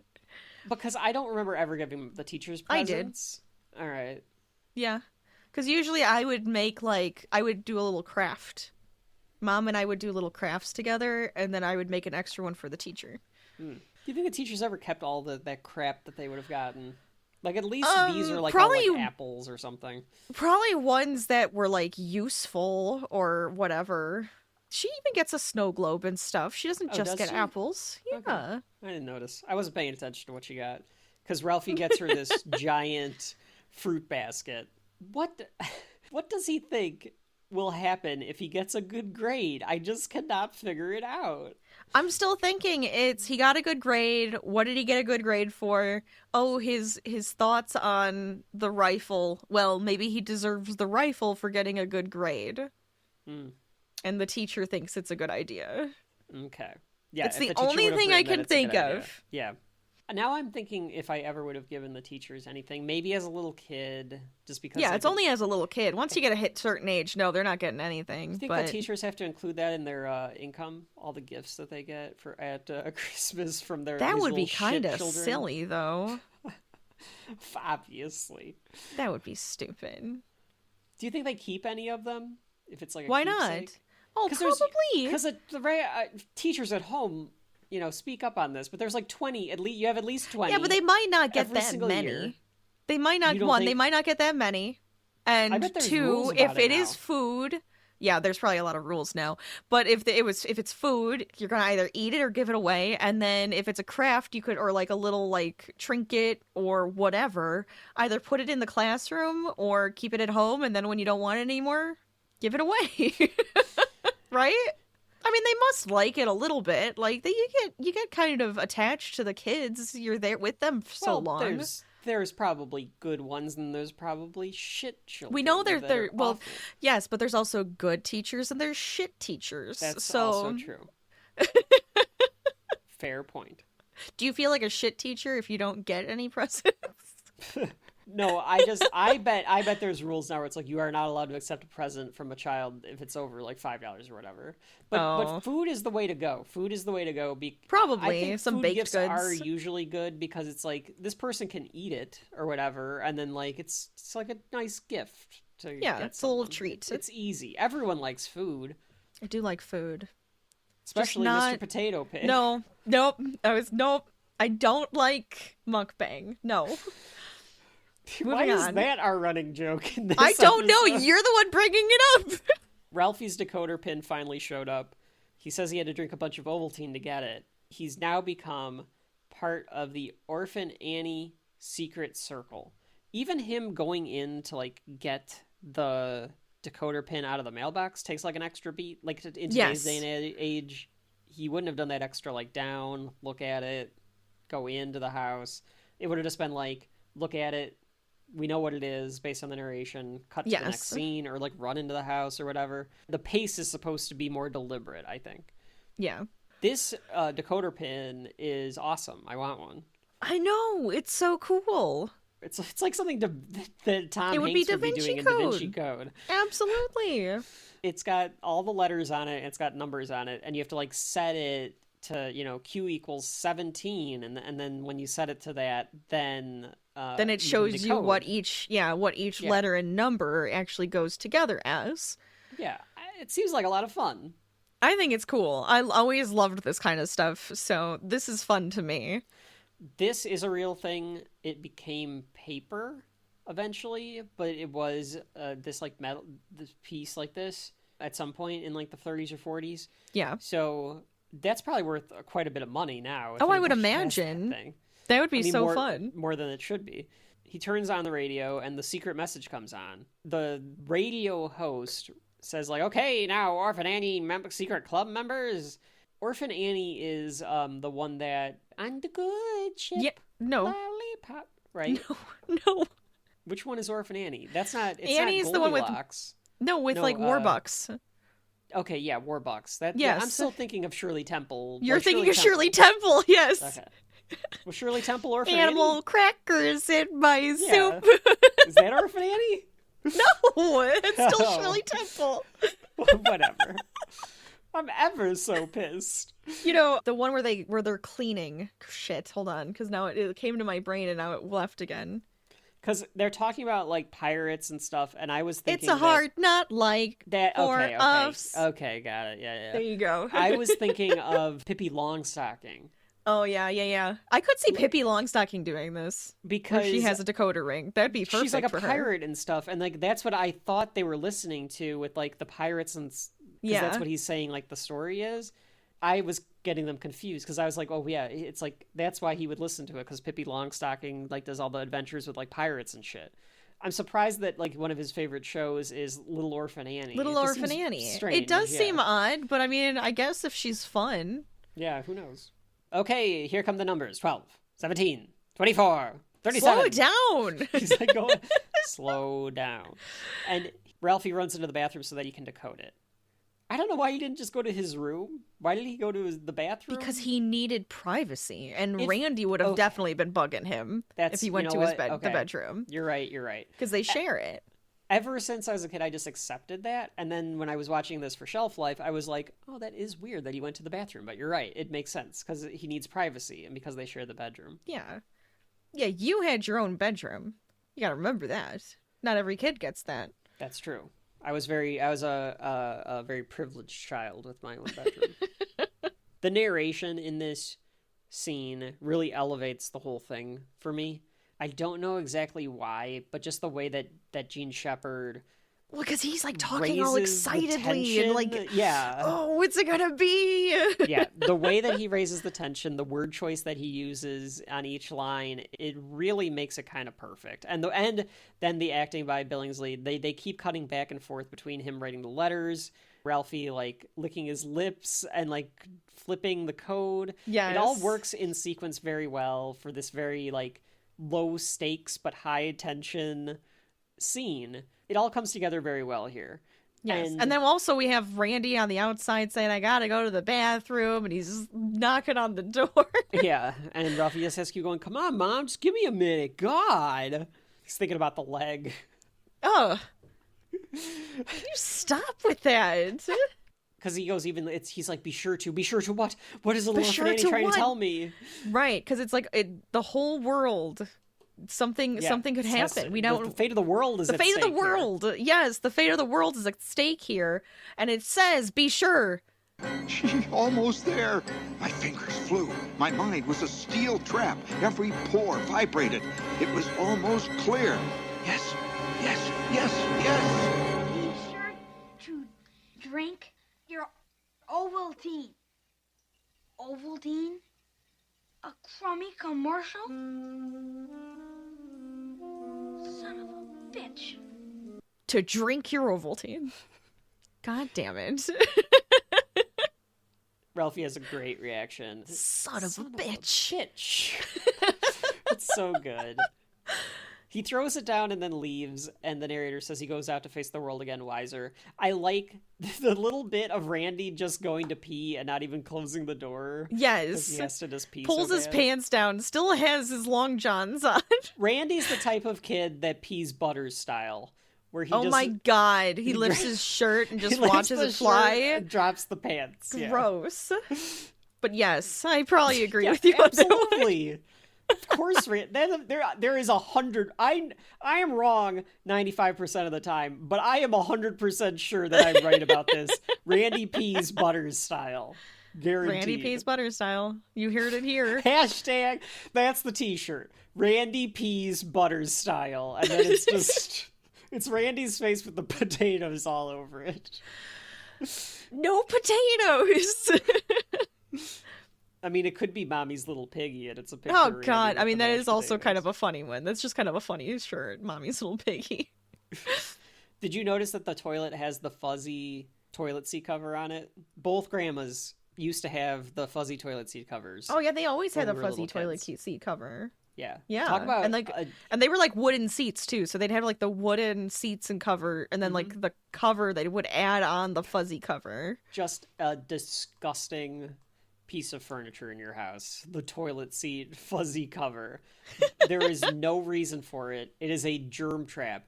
I want to make this I guess clear. because it's people would sit on the toilet, so then it was like But you would sit on the toilet seat. This was the cover. no, I This meant was I like meant you'd yeah, lift but like it when up. you'd go in there and you're like doing whatever else, you could sit on the toilet. Oh, I see. Yeah. People did spend a lot more time in the bathroom back in the day. I don't spend that much. I don't. You don't browse the phone or anything? No. All right. I do my business. Get out of there. Rachel is a Move very on. quick bathroom person. I now that I'm always thinking have about been. it. I Yeah. always have been. I feel like as a guy, you could ask your husband at this, Oh my or god, I'm he's sure there's people- obnoxious. Yeah, it's He like takes it's like forever. Why I is don't that know such why. a guy thing? It's just a guy thing. You just kind of relax in the bathroom. You George Costanza it. You take your shirt off. You make a day of it.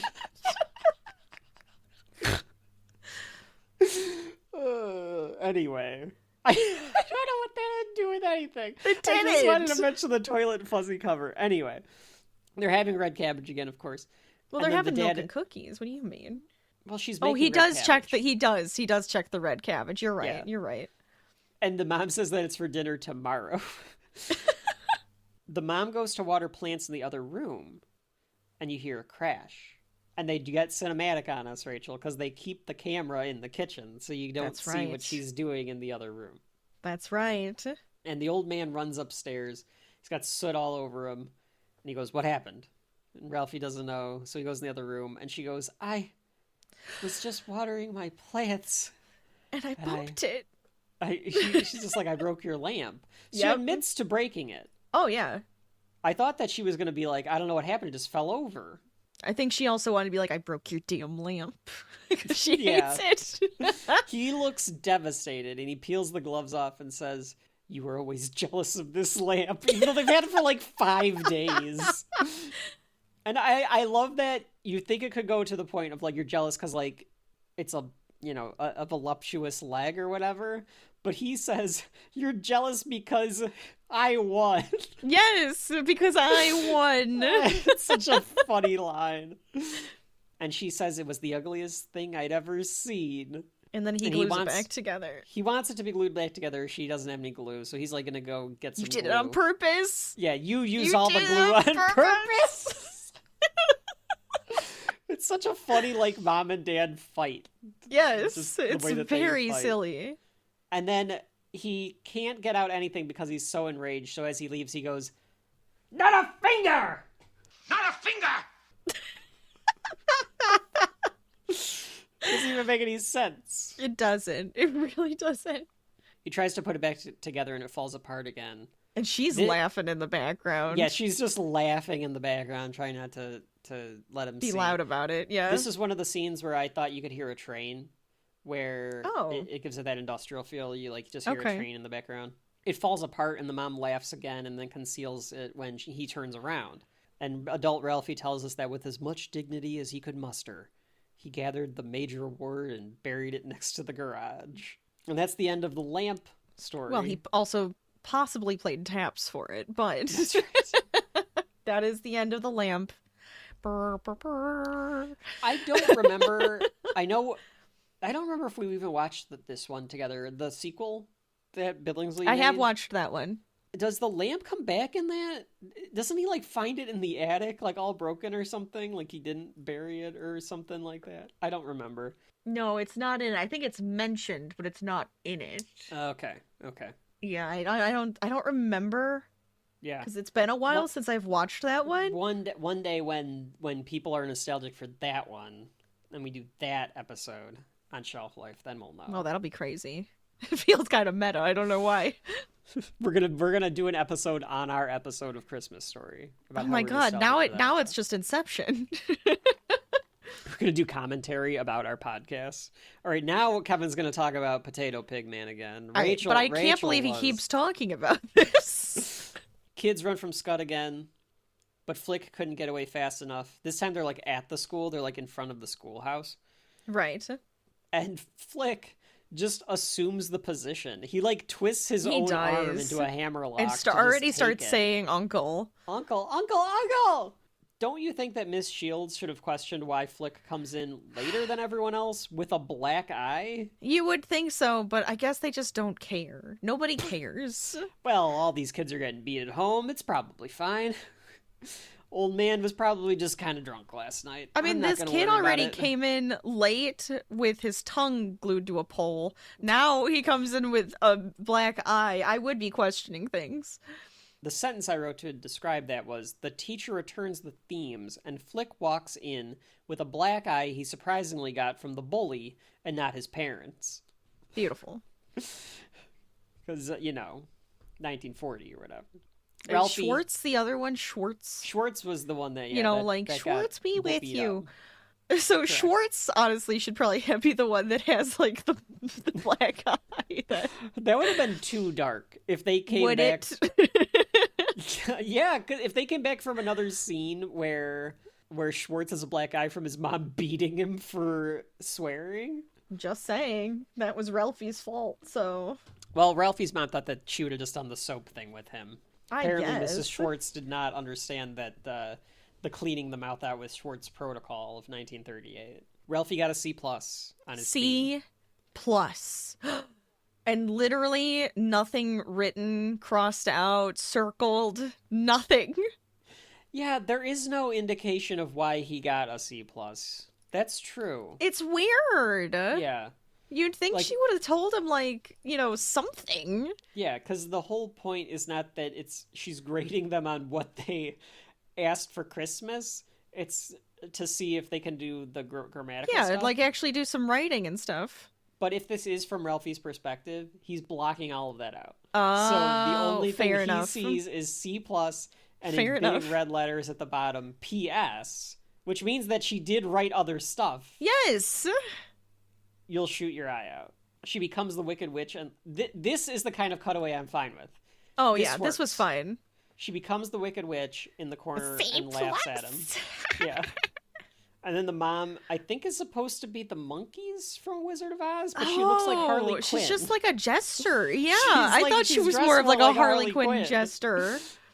I think it's supposed to be Maybe the she's just monkeys, a clown? I don't know. I was putting it together as Wizard of Oz illusion. Well, we know that she is the Wicked Witch of the West, but Yeah. it's just the clown never made any sense to me. I was just like, are you a clown, a jester? But I guess if she's one of the monkeys, it would make sense. But she should have wings then. Are a clown. Thank you. So they're mocking him now, and Ralphie is disappointed because his plan did not work. He did not get the A or whatever he thought the plan was going to be. He is distraught. He cannot think of a plan to convince his parents to get him the Red Rider. Right.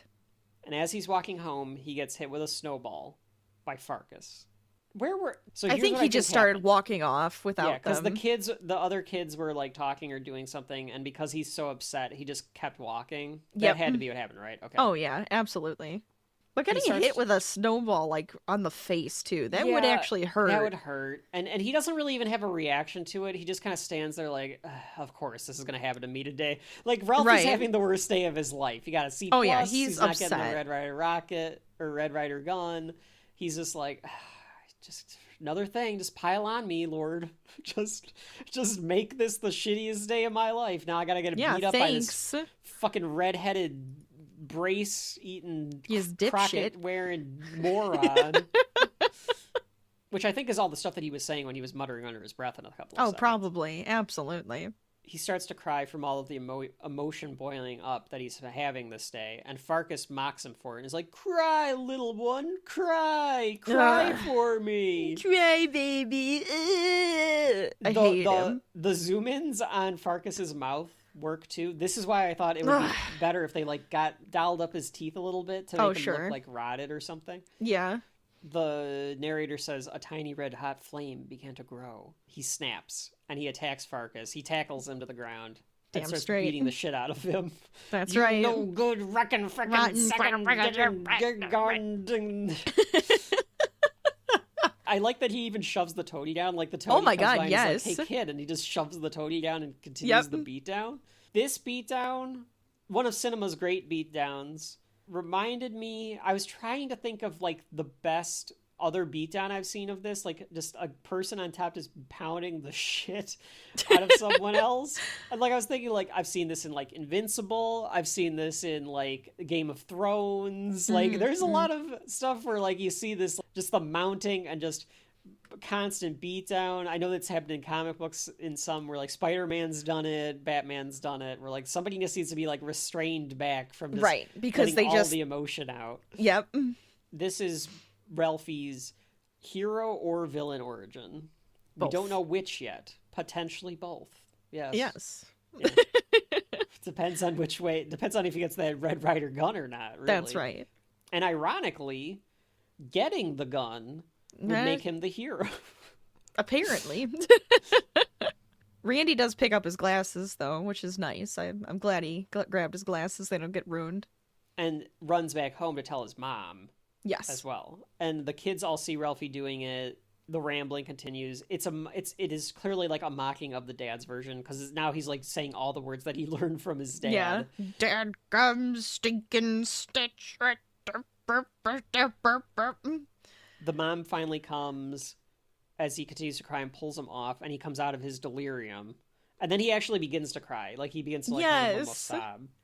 Because all the emotion like bubbled up. Right, and he didn't know how to let it out. And he's Farkas was being Farkas. Yeah, and he's upset that he went that far. You know, he's like, I had to do what I had to do. Like I had to become the darkness. That's right. I had to become the vigilante. I did think like they must have lived close by. Like he must have been really close to home because his mom got there so fast.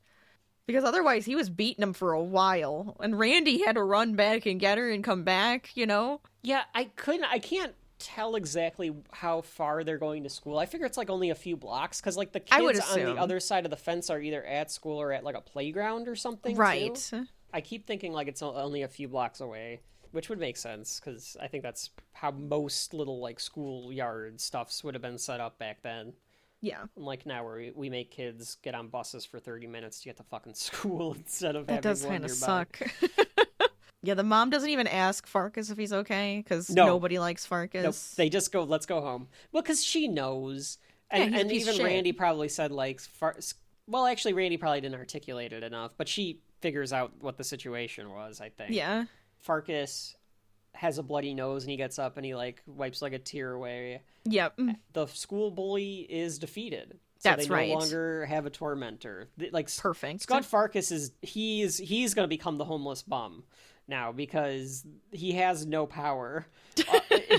He's clearly not smart or witty or anything. He probably doesn't have the best home life, and now the kids don't fear him. So now he literally has nothing to kind of go on. That's true. That seems to be very true.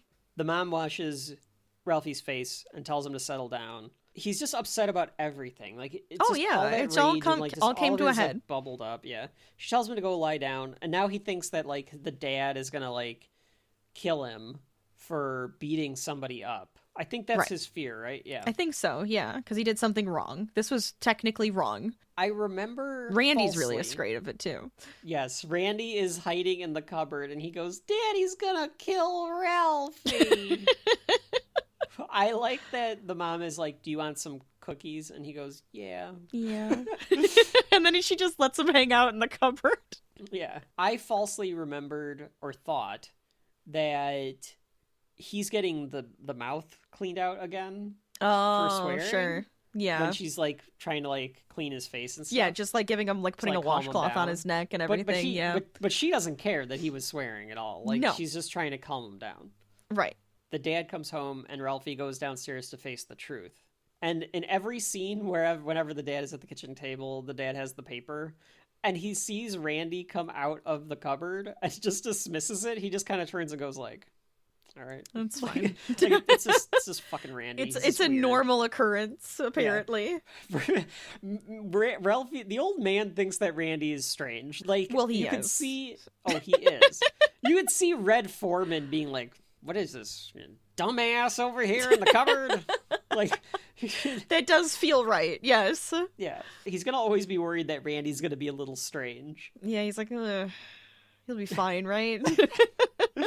His dad asks where Ralphie's glasses are, and the mom covers for him and is like, "They're right here. They were on the radiator or whatever," she says. Right. His dad goes like, "Oh, well, what happened today? Anything, any news?" And the mom does say, "Well, Ralphie got into a fight."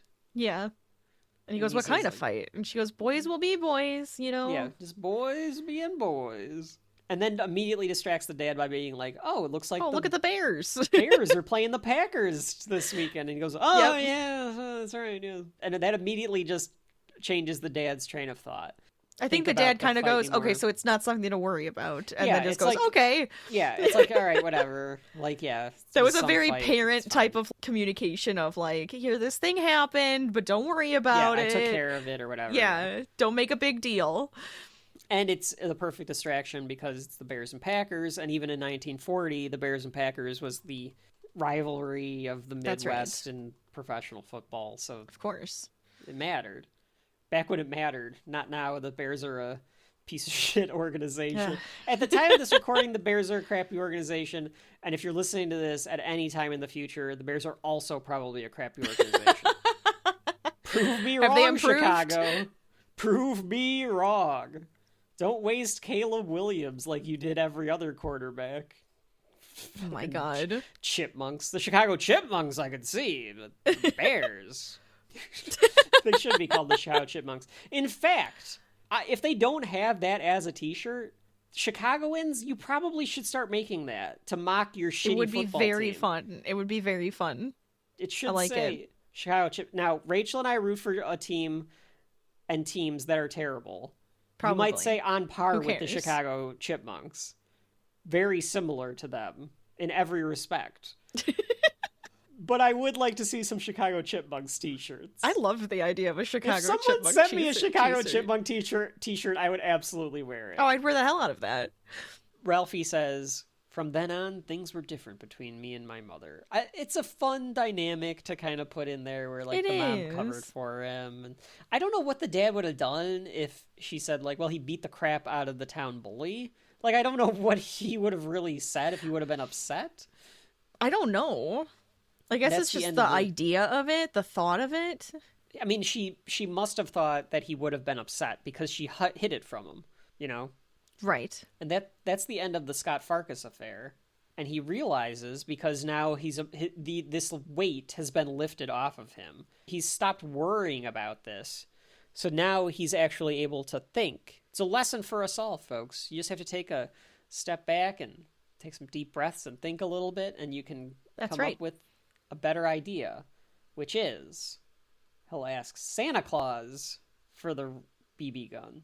Well, because Santa Claus is the big man for Christmas. That's the one you got to be talking to. It is the one you should be talking to. Like, that's who's getting all the shit done. That's I don't know right. why he was so insistent on getting his parents to do it. He never even once thought of Santa Claus being able to get him the gun. Mm-hmm. Kids at Not home. even possible. Santa Claus has connections, probably He more than does. your parents. The parents He can also tell has connections Santa. to your parents. Right. Exactly. The parents could tell Santa what, the budget is or whatever. Oh, but yeah. They go, this is the budget, or this is what we're getting, so you can get this. You know, Exactly. they always have to get those lines they have crossed. they have to make sure that they're in the same order. Oh, of course. Same page, right? You got to be on the Fades- same page. Absolutely. Fades into them going to the holiday parade. Must be closer to Christmas at this point. There's a holiday parade going on downtown. It looks like your typical holiday parade. It's like a Macy's little town thing. Right. Mickey Mouse is in this parade. The Wizard of Oz creatures are all in this parade. Yes. Ralphie is super anxious to go see Santa. He keeps asking them to go see Santa, and they dismiss him.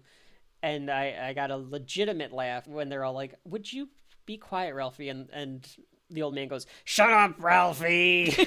Yes. That's a good one. The mall has this giant, big Santa mountain. Right? Like, that's how you'd have to describe this, right? Like, yes. a typical mall, as I have always seen them, is like there's this area that they cut out in like the middle of the mall, and Santa sits there, and they might like make it Like all on a decorative. throne. Yeah, Right. he's like on a throne. That's how it always is. He's like on a throne. This is like Santa was on like the Game of Thrones throne, like at the top of a Oh my mountaintop. god, you have to climb to get to the top of the mountain, and then you have to take a slide down. Which would, in theory, be fun. In theory. I kind of want to know. Parents wouldn't really be able to go up it. Like, we even see one of the parents has to, like, walk back down the steps. Like, Yeah. they're not gonna ride the slide. Well, I mean, you should just, you leave your kid unattended to go see Santa Oh, Claus. fair enough, yeah. Yeah. No one's getting their picture taken to see Santa. I No, feel like not this this is, Santa. No, not this Santa. You're telling Santa and you're getting out of there. This is There's- literally just a place to drop your kids off to, Yeah, you while know, you go shop. while you go shop. Yeah, they stand in line to see Santa. Yes. There's tinsel everywhere because Oh my it's god. 1940. Frickin' tinsel. Also reminds me of Grandma.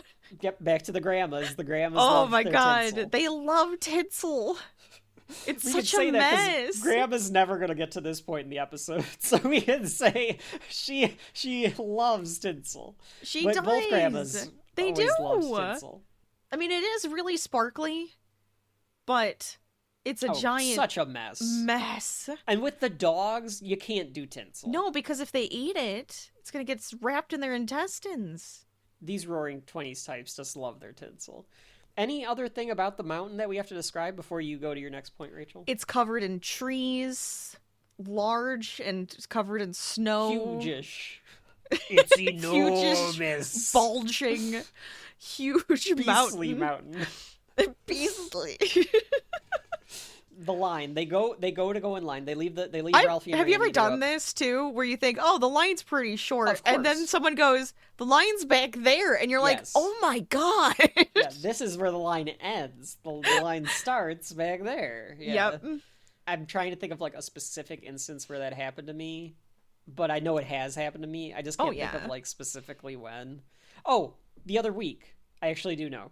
Oh. This just happened to me. So I went to the movies, and there's a couple popular movies playing. I was going to one of those popular movies. I figured like all the families would be going to. So I was like, perfect. They'll all go to that one. I'll go to this one. I even like timed it. I was like, I'm going to go to this time because I'm hoping that they'll be in session. And I walked into the theater, and the line was coming out the door. And I was like, God.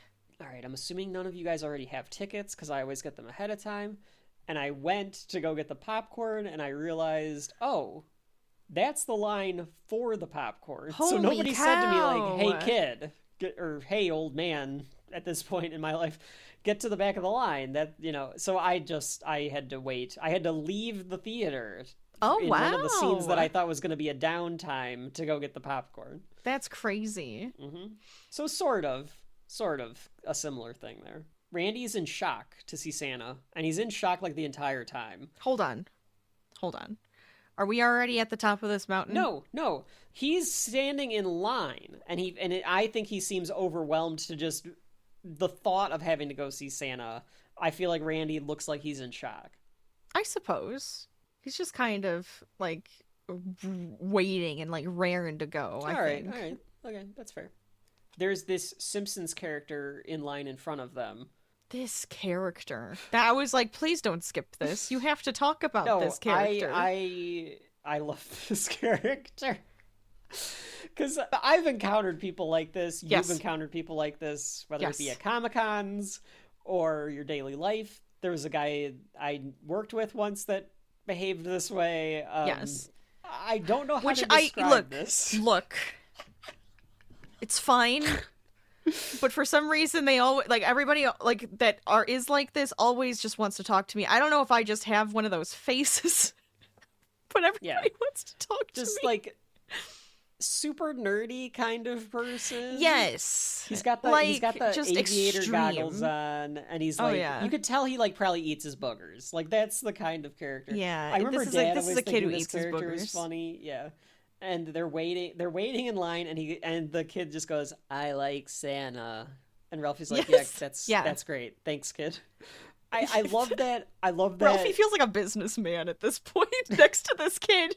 Well, he almost is, because he's like trying to think of like his dissertation that he's going to tell Santa Claus to like this is also close the account or whatever. Yes, the Wizard of Oz. I like the Wizard of Oz. The Wizard of Oz characters come up.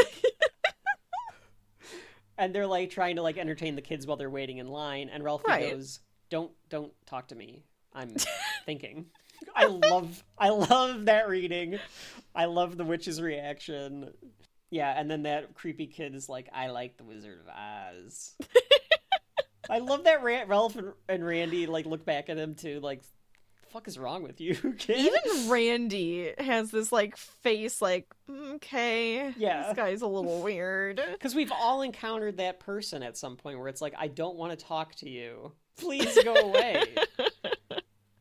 I don't want to call anybody out, because like there's some people it's like they don't know. I mean, that's fine. Sometimes you're just really like, you just like talking to people. That's fair. Yeah.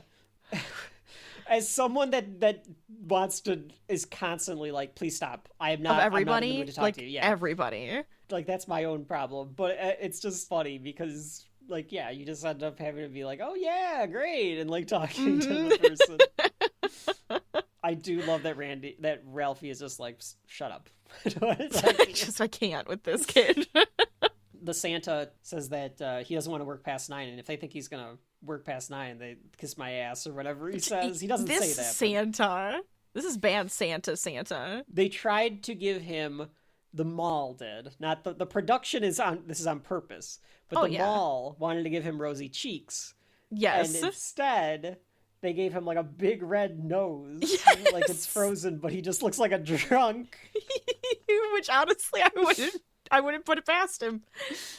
Him and his just fed up with their life elves. The elves that just want to go home. Yes. It's great because it subverts it just enough to make it not this sentimental, schmaltzy nostalgia. Remember how great it was as a kid? No, this is Santa didn't want to be there. The elves didn't want to be there. No one wanted to do this. But for some reason, we all go through with it because it's tradition. Because it's for the damn kids, and kids like it. But even the kids don't like it. Like Ralph and Randy because he's such an ass and scary. They're screaming all the time.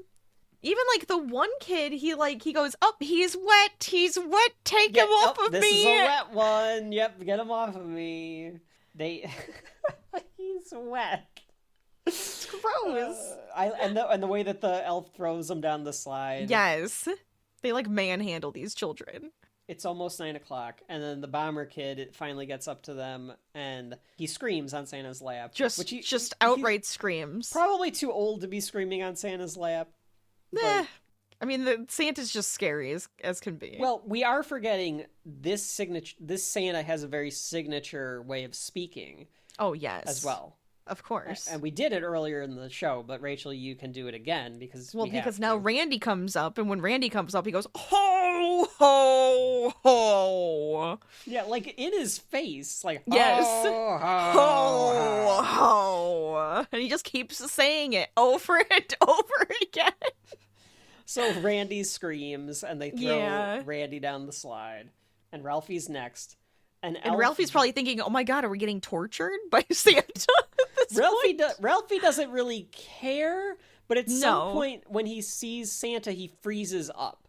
Like, yes. Something about like, all right, now I have to perform again. He like freezes but now up. this is a stranger too, so now he has to talk to a stranger and perform for the stranger. Well, who's Santa, and Santa's a big deal. Yeah, and Ralph is intimidated. Ho, ho, ho. Yeah, it switches to Ralphie's perspective. So they do like a fisheye lens almost.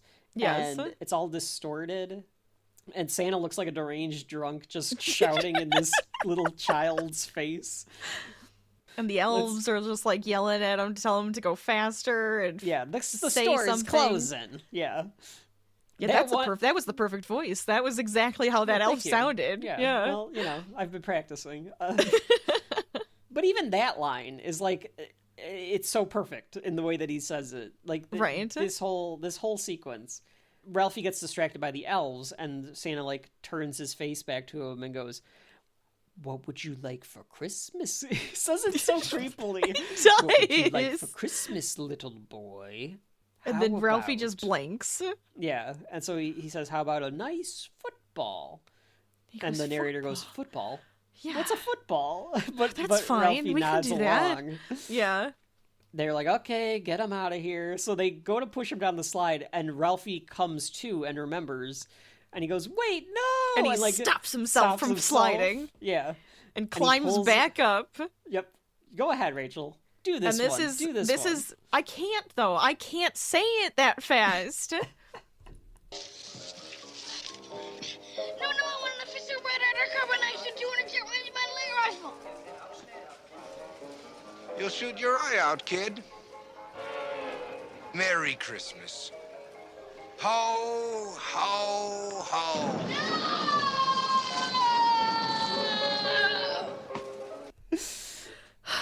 Santa also has this like look on his face, just like, oh, God, he's climbing up the slide. Well, because he just wants to go home, home, home, home. But this is one of the most famous spots where he's climbing the slide. He gets to the top and he goes, "I want a Red Ryder carbine action 200 shot range model air rifle," and then he smiles. Yeah, and that smile. The smile is perfectly timed. Because he's like, so perfect. I got it out. Like, I told Santa. And in truly one of the greatest moments in movie history, I will fight anyone that debates that. He goes, ho, ho, ho, and shoves Ralphie down the slide with his boot. Yes, and he like pushes his head. Down. Yeah, and Ralphie's going, no, as he slides down. And just ends up at the bottom, and Randy's still there because he couldn't get up, and the two of them are like paralyzed at the bottom of the slide. It's hard not to smile at that scene. No, that's really funny. I really would defy anyone to watch that and not get a grin on your face. Like, you might be the most You're gonna artsy... get a good chuckle. Yeah, the most artsy-fartsy person only wants to find the most independent movies and all of that kind of stuff. I still think that you could smile at this scene, because it is very well done. The boys are in dismay at the bottom of the slide, and the parents come back and find them. They come back, they're like skipping with the Wizard of Oz characters. Yes, yeah. It's like, the Wizard of Oz, he found him, and yeah.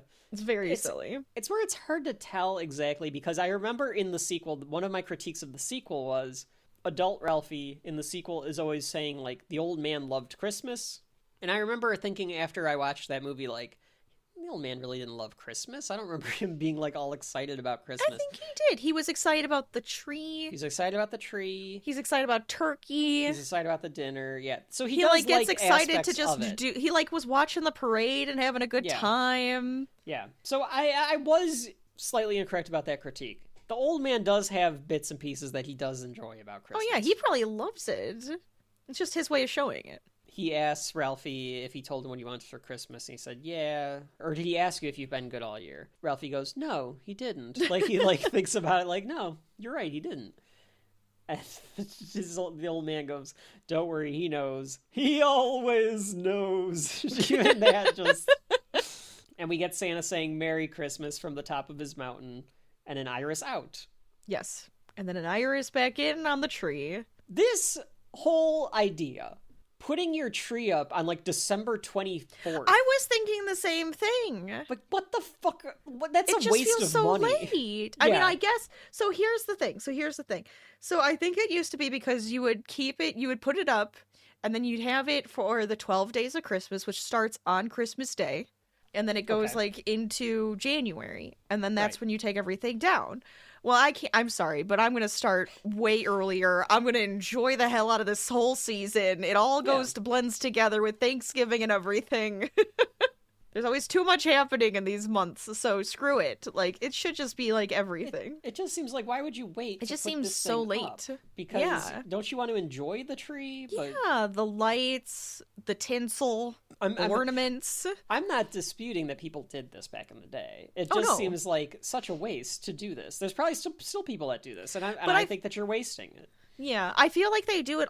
It's like a huge trope too in movies and TV shows where it's just like we're gonna do the tree and the night before then it Christmas. Is suddenly Christmas. Yeah, it makes some sense in TV where it's like this is our Christmas episode because they don't want to make an entire. So they have to do literally everything. Yeah. The green-blue conversation between the mom and dad I found funny, where like the different light bulb strands are out. Oh yeah, and she's correcting him like. So no, I'm not gonna the green lie. one. Yeah, kind of happened. Like we had when we were going through our lights, we were going through like, oh, what color is this one? Oh, it's this color. Or, no, give me that color. Like, it was a lot of like, oh, we gotta fix these lights. Even on your tree, isn't your tree pre-lit though? Yeah, the tree's pre-lit. It was for the ones outside. Oh, okay, makes sense. Yeah. They plug it in. And immediately the second that they plug it in, a fuse blows. Yep. And the old man goes, don't anybody move. The fuse is blown. The narration says that the old man could replace a fuse faster than a jackrabbit on a date, which I don't even understand what that means. I mean, rabbits. I guess Need I say more? So sure. He bought them in bulk. That's so weird. But to feel nostalgia, if you remember pretty much every Christmas at Grandma's house, yes, a fuse would blow. Oh, every time. And then somebody would have to run downstairs and fix it. Yeah. God, that is really nostalgic. You're right. The lights come back on, and this huge mess of a tree. This tree looks like a mess. It's so ugly. It's an ugly tree anyways. I mean, it is kind of a mess. It's very messy. It's just lights and the tinsel, though. I don't think it really has anything else. It has the star at the top, and it has some garland, like maybe. Oh, I guess there is. It. Maybe there is like a couple other pieces. It's hard to tell with all the tinsel, you know. Mm-hmm. Yeah. Yes. The star at the top. He's like, that star looks crooked, and of course it's fine. There's like nothing like too bad about it. No, it is like falling over. Well, it was crooked, and he goes, that star is crooked. Yeah, so which is such a good line. He goes to try to fix it, and the tree almost falls over. Yes, and he makes it worse.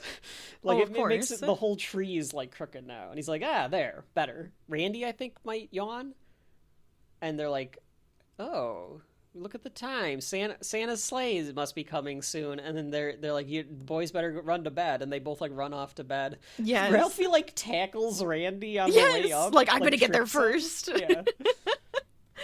And then the parents... That's such a sibling thing, though, I feel like. You know, you're running up the stairs together, you're going to trip one or the other. Yeah, yeah. Especially when they're like, they need to know they have to get to bed so that Santa can come. So they have to, like... The parents count the steps to like, figure out, like, okay, are they in bed? Like, are they like, in the room now and they're going to stay there? And then they go, all right, let's get to it. So they like, okay, let's go get the gifts. That's so cute. Because that's got to be like just a huge feeling for parents too. Because you're creating that magic for the kids. You know, it's so fun. Dad would do like his little elaborate, or mom, like they would set up the gifts, I think in like the order they would want to. Like they would always spread them out in the room and stuff. I think once or twice, like we got something that was like big enough that Dad like put together. So then it was like waiting when we got. I can specifically remember like a little, like a kid-sized pool table. Or like, you know, like young adult size pool table, not a full size pool table. Yeah. And he put it together. I got up earlier than you that particular year. Which to, like, go never to the bathroom. happens. It still never happens. Still never happens. Nowadays, Rachel has the dogs wake me up. Yeah, because it's more fun. The damn Bumpus's hounds come in and wake me up. The iced glass pan of Ralphie waking up on Christmas is nice, where like you get the frozen glass. And then it pans over to Ralphie. It feels like a Christmas morning. You can feel the Christmas morning on you can this. Feel it. And probably because this movie now is always playing on Christmas morning. So True. It's part of your sense memory now with Christmas. But they do a damn good job of making it feel and look like a Christmas morning. Mm-hmm. Because it's like tranquil. There's not a lot of activity going on outside like there typically it's was. So quiet. It's very quiet. The kids go downstairs, and there's a bunch of gifts, and Randy just keeps going, that one's mine! That one's mine! Wow, a fire truck! And then the parents come down, and then they open gifts, and they even do what, you know, we've done in the past, Rachel, I'm sure a lot of families do, where it's like somebody has to play Santa and, like, give the presents out and, like, dole them out, you know, one by one so that they can do it. Now that we're adults, we just go get the presents that are ours, and then we go around the room to open them. Right. So I think at both grandparents' houses we did this as kids. The one we had too many cousins. Just if I had to make a sitcom about our lives, it would be called Too Many Cousins. Too Many Cousins. It was just mass chaos on Christmas. Yes, a pile of fucking paper everywhere. They would make us sit in the circle and go one by one to open the presents. It would take hours. It would take literal hours. It would always take a long time, yeah. But Christmas morning, when it was just the four of us, it was a little more, you know, go back and forth and then, like, kind of thing. Kind of like they're doing here. Good Foley on the wrapping paper. It sounds like them ripping up wrapping paper. Oh, yeah. Half of them are just tissue paper, but that's fine. They get socks and toss those away. I would put on warm socks immediately, but... It's just me. The narrator uses good terminology here. I didn't catch the entire line, but he says, we plunged into the cornucopia with unbridled avarice. I probably could find it if I did 2 seconds of looking on IMDb. Aunt Clara gave him a gift, and that was the first one he got to open. Oh, yeah, because the mom says, why don't you open up the gift from Aunt Clara? Yes. I guess that he just, like, takes that one. Yeah, he does, and... his mom wants him to like open it up and try it on because like or like show what yeah, she like knows she made him something because she must make him something all the time. Before that though, Randy got a wow, what's Zeppelin? And the dad got a can of Simonize. Yes. What is so that? I looked it up. It's something for a car. Oh, okay. But it's just the way he says it so endearing. A can of Simonize. It's like, what? Why are you saying it like that?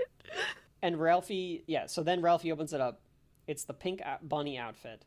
Aunt Clara perpetually thought that I was 4 years old. And also a girl. His mom tells Ralphie to go try it on, and the mom is like, it's so sweet. Look at it. It's got a little bunny butt and everything. I mean, it is very cute. But the dad can tell that it's awful. I had a friend in high school. She had, because I mean, you get used to everyone in high school's outfits. She always would wear a t-shirt that said the Pink Nightmare, and it was Ralphie. That's funny. So she makes Ralphie go try it on. He drags it up the stairs, and then she plays Santa for Ralphie while he's trying it on, and then a bowling ball for the old man. Thanks a lot! Yeah, drops it straight in his lap. And I guess he goes, wonder what this could be. He must bowl because he mentioned, like, maybe getting a bowling alley. Like winning the bowling alley? Yeah. That must be his thing. thing. Like a thing. Yeah. Yeah, I bet he's in a league. I bet he has, like, buddies that he goes and bowls with. Yeah. He's got gloves. You know he's got gloves. Yes, he definitely has gloves. It's the 40s, right? So he's got. So they have the matching shirts, the gloves. Now he's got a new bowling ball. Ralphie comes down to the great reveal, and his dad is like, He looks like a deranged Easter bunny. He does not. He does, too. He looks like a pink nightmare. Are you happy wearing that? Do you want to take it off? Tell the kid to take it off. All right, you'll only wear it when Aunt Clara visits. Go on and take it off. Take it off! You look like a pink nightmare. It's just... look like a deranged Easter bunny. Deranged Easter bunny. The old I love man that line. The old man and Randy are laughing at him uproariously. Can you describe what this looks like? I mean, it looks like a deranged Easter bunny. It's a onesie. So Yes. it's a onesie that actually has a hood with big old ears on it. It's got the mitten parts, and it even has, like, bunny slipper feet. I think it has bunnies on the feet, right? Yeah, it does. So it's, like, extra bunny slipper feet, and then it's got a little cottontail on the back. It's great. I cannot imagine that the filmmakers thought this is going to be remembered forever, and people are going to wear this outfit to, like, Christmas parties and stuff. I can't imagine that they would have thought that was going to happen, but they've truly Probably made not. something that, like, endured here with this damned pink bunny outfit. And Ralphie's expression on his face is perfect, too. Oh, He just absolutely. looks so dismayed having to wear this thing. Yes. So he says, let the kid take it off to the mom. And the mom goes, okay, fine, you can take it off. You just have to wear it when your Aunt Clara comes. Yes. I picture Aunt Clara being like the like mom's great aunt. Aunt Clara. Yes. Exactly. I'm glad that we were on the same page with that. Like, it's definitely not the mom's sister. No. It's the mom's aunt. Absolutely. There's a Frankenstein mask on the floor. Did you notice this? So, like, we fast forward and all the presents have been opened. Randy has fallen asleep in the paper. With his Zeppelin. Holding the Zeppelin, and next to him is a there Frankenstein is. mask. I was didn't like, see what? the Frankenstein. Who got the Frankenstein mask? What an odd gift. That's so weird. There's also Monopoly, a Raggedy Andy. I didn't see these. You know, some Oh, sweaters. I did see the Raggedy Andy. Yes. Okay. That one's hard to miss because it's Raggedy Ann and Raggedy Andy all over the place. Yeah. Yeah. A pinball machine. Oh, that's a good one. Well, not like a machine, but like, you know, a little wooden one. Little wooden one. Oh, no, wait, maybe it's more like a Plinko. I don't know. Plinko pinball thing. You got the paddle or the Yeah. the yeah. Oh, the chocolates look really good. I could go for some of that food. Fudge. I could go for some fudge. They're talking about how somebody has to clean up all this mess. Ralphie's like, have Randy do it. I like this little exchange because it's just such like a kid thing, like an older brother thing. To like, have him do it. And they're enjoying a cup of wine. They're having some wine. They're enjoying the holiday. Right. And his dad says, did you get everything you wanted? And he goes, almost. And the old man goes, well, you know. The acting here is... This. He planned this. He's so excited. Yeah. The acting here is really good. It's brilliant. The way that this scene is framed, it just so natural, and just the way that they interact with each other. And he goes, hey, something... Looks like there's something behind the desk over there. Do you think that Ralphie figured out what it was when he just tells him to go check it out? Like, before he even opens it? I think there was hope. Okay. I think there was a spark of hope, you know? He goes over, and there's a wrap gift there, and the mom's like, what is it? And the dad goes, I don't know, Santa must have brought it. And you know she's just like, what did you do? Yeah. I'm mad at you, but I'm like, I have to be happy, because this is fine. But at the same time, we talked about this. The grin He's on so his happy. face is so wide and, like, happy that, Yes. like, he's getting his son something. It's so great. Ralphie opens it. It's the BB gun. It's so sweet. And it's so nice, like, the way that the old man is just giddy. Yes. That Ralphie is happy. It's, like, very touching and very sweet. I love it. And he asks if he can go try it outside. And before, like, I even like the way that the dad is like, sure. Like, he mouths sure, knowing the mom has to sign off on it, but he's just like, sure. Yeah, and then the mom is like, do okay. it, do it. Yeah, like, okay. And tells him, like, you know, make sure, like, you get dressed and be careful. And the dad says to the mom and says, like, well, you know, I had one when I was 8 years old. Like, he's right. trying He's to like, be I had one as a kid, and I want him to have one because it's fun. I want him to be able to, you know, have that fun, yeah. And she tells him not to shoot any animals, and the dad goes, except for the Bumbus's dogs. Oh, my God. Then we learn a little bit of the side story here where the mom has started a turkey. And the old course. man was a turkey junkie. A few days before Christmas, his eyes would begin to gleam with ravenous light. Is this because they only eat meatloaf and red cabbage, Rachel? Oh, potentially. That the dad is like, just cannot so wait for special. Turkey Day? Yeah. Clearly, Ralphie is being stupid here. He has set up the target that he gets with the BB gun to a piece of sheet metal in the backyard. Oh, my God. If he would have set this up against a tree or the fence, the tree or the fence would be the anything, best choice. Absolutely. Would have been perfectly fine. But setting it up against a piece of sheet metal, this BB gun pellet just bounces straight off. So he shoots immediately, and it hits him, and it reflects back and hits him in the eye, and he like falls back. Well, it hits him in the cheek. It hits his glasses. Yes, that's right. That's right. Well, I always interpreted it as if the glasses weren't there, it would have hit him like closer to the eye. Would have given him like a black eye. Potentially, yeah. And he hears all of the people telling him he was going to shoot his eye out in his head. And he's like, I can't believe it. I actually shot my eye out. And he's like, they're wait, all I'm not right. blind. Yeah. So he realizes that the glasses saved it, but he can't find the glasses. In the meantime... And then he does the stupid thing, and he stands up. You don't stand up. Crawl around on your hands and knees to look for this thing. I know it's cold, but you're already cold. Just try to find them. They couldn't have gone that far. No. But he breaks his glasses. He steps on them. Ralphie kind of ingeniously comes up with a plan, though, to get away with this. Because he's like, I'm just going to say that it was an icicle. Yes. So he devises a plan to say that an icicle fell, hit him in the head. He must have looked up when he heard the icicle, like, breaking or something like that. He heard the cracking, and it's going to fall. And he's like, oh, my God. And then didn't get out of the way fast enough. And so he starts to cry, and the mom hears it, and he comes back, and he's like, an icicle fell, and it hit me in the face, and it broke my glasses. And he does the kid thing. And, like, the mom immediately goes, those icicles are dangerous. You're lucky to, like, go, like, lose your eye or something. So they walk past the old man, and he's like, what happened? And she's like, it's fine, just read your funnies, because the dad's reading the comics in the paper. This whole time you think, like... come on, they're the best. Yeah, they're the height of 1940s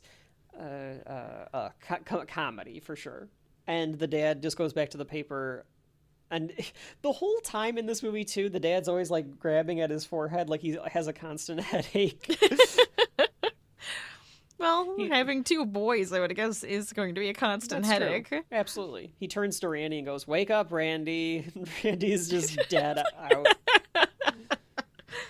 Dad's just like, whatever. Ralphie is getting cleaned up by the mom again in the bathroom, and he breaks the fourth wall to smile at us and tell us that he got away with it. He got away with it. Do you think it's weird that they do a fourth wall break this late into the movie? Nah. I don't mind it. I think it's at fine. All. I think it's okay. Yeah. Yeah, I think it's all right. I like when movies can do that. When they've earned your trust enough to do something completely outside of the style that they were doing for just a split second and then bring you back in. And it works enough because we're being told this story. They must have left the door open. Because the hounds get into the house. Oh my God! Why would the dad have left the door open? That's my only problem with I don't this. think he did. Well, he wouldn't have, but it was like they came from like the front door. They didn't even come from the back door. They passed by him because they passed. Yeah. Do you think he went and got the newspaper and left the door open? No, like ajar. No. Listen, Ralphie and his mom walk past the dad. Yes. So they left whatever door that Ralphie came back in. But that was the back door. The dogs came from the other side of him. Yes. Did they? Yeah, that's where I was confused, because I thought, okay, Ralphie and the mom left the door open, but then I was like, why are they running from, like, the front door area? Oh, okay. I And then guess I missed because it. they run past the dad. All right. I just assumed that it was from Ralphie leaving the door open. Well, so did I. But then I was, like, watching this, and I went, wait, why are they coming from that direction? It didn't make any sense. Huh. Because then they run out the back door after they devour the turkey. But yes, they do. I mean, folks at home, let us know, because what happened there? How did they get in the house? Maybe it is he got the paper, but he is not one to leave the door open, Rachel. I don't think he is. The furnace needs to be ran too much if that door is open. So I don't know. Maybe is there like a loop around? Maybe they did come through the back door, but I feel like they would have not left that kitchen. That kitchen would be the place that they would have stayed. Yeah. So maybe it is just for the effect of it. But they go in, they eat the turkey, and they're all upset about this. The dad nonsense swears at the dogs. But I do like that the dad doesn't like go into Homer Simpson like, oh no, Christmas is over. He stands and like thinks about it for a second, and he's like, all right, everyone, get upstairs and get dressed. We're going out to eat. Yes. I wondered if he knew about this place. Maybe he because did. Because of the bowling. Because if you notice, Rachel, it's called bowlings. And the W, the light is off. That's funny. Was it a bowling place that turned into a Chinese restaurant? I wonder. And then he probably knew about them, and he probably goes there with the buddy. Maybe they go bowling, and then they go to bowling. And then they go to the Chinese place, yeah. Yeah. I like that interpretation. The other interpretation, of course, is that it's Christmas Day, so nothing is open, and the only place that would be open is a Chinese restaurant. And for a family in the 1940s, that would be like, are we really going to go eat at this Chinese restaurant? Which sounds weird, but it's like, no, it's not weird at all. Oh my God. We're going to be called well, they weren't communists yet, but I'll do the joke anyway. We're going to be called communists if we go there, Frank. I liked this scene. I thought it was very silly and fun, to be quite honest. Racism aside of like the fra ra ra ra ra. Even that is tongue-in-cheek enough. I think it is. That like they know that they're being edgy. Like they know that it's kind of a dirty joke or because even like it's the owner that's going like, no, that's not how you're supposed to sing it. Like try to get away from your accent for a second and actually enunciate. Like that's what it felt like. Not ra ra ra ra ra la la la la la. All right, not the best humor. Like you wouldn't do this today. No, that's just kind of rude. Like, I liked more though. One, the Chinese restaurant employees and the owner like all trying to they like know what the family like So they're like, okay, we'll do Christmas. So they're like, for yeah, you. we're gonna do Christmas for you. Like they're clearly like bringing them out so like sweet. More food than they need and stuff because they're like, yeah, we're gonna have like our Christmas dinner for you. Right. Is the way that the family is all enjoying it. Yes. One, they're just sitting kind at of this smiling table all and just weirdly. like, oh well, this is it. They're last suppering this table for some reason. It's so weird. Just so that we could all see them. Because the whole scene is framed from the outside of the restaurant. You are like looking in the window, watching them. So they all are sitting on the one side. The mom, Melinda Dillon, is also very good in this. Oh, absolutely. She just died last year, apparently. Oh, that's sad. She was 83, which begs the question, why did they not let her be in the sequel? But we'll talk about that one day. Maybe she didn't have the... Maybe it was just too much and she just didn't want to. Or something, yeah, I don't know. They bring out the duck, and they're all laughing and like having a good time. Oh, yes. They look like a family like having a good time, like being in an awkward situation, but they're all together. Oh, absolutely. So they're all just like laughing at their like. Let's just have they're fun. laughing at their like misfortune of like that they're in this like awkward situation. We've been there as a family. We've done that. Oh, My favorite things is when we can get mom to do the laugh where she's not laughing, but she's crying at the absurdity of whatever situation we're in. That's the best. So they bring the duck out because they have a duck because it's Chinese. And the duck has its head on it. It still has the head. According to Melinda Dillon, she did not know that this was going to be done. So her reaction to the duck having a head and subsequently getting the head chopped off is all natural. Yes, it's a beautiful duck. Yes, it really is. It's but you see, what? It's smiling at me.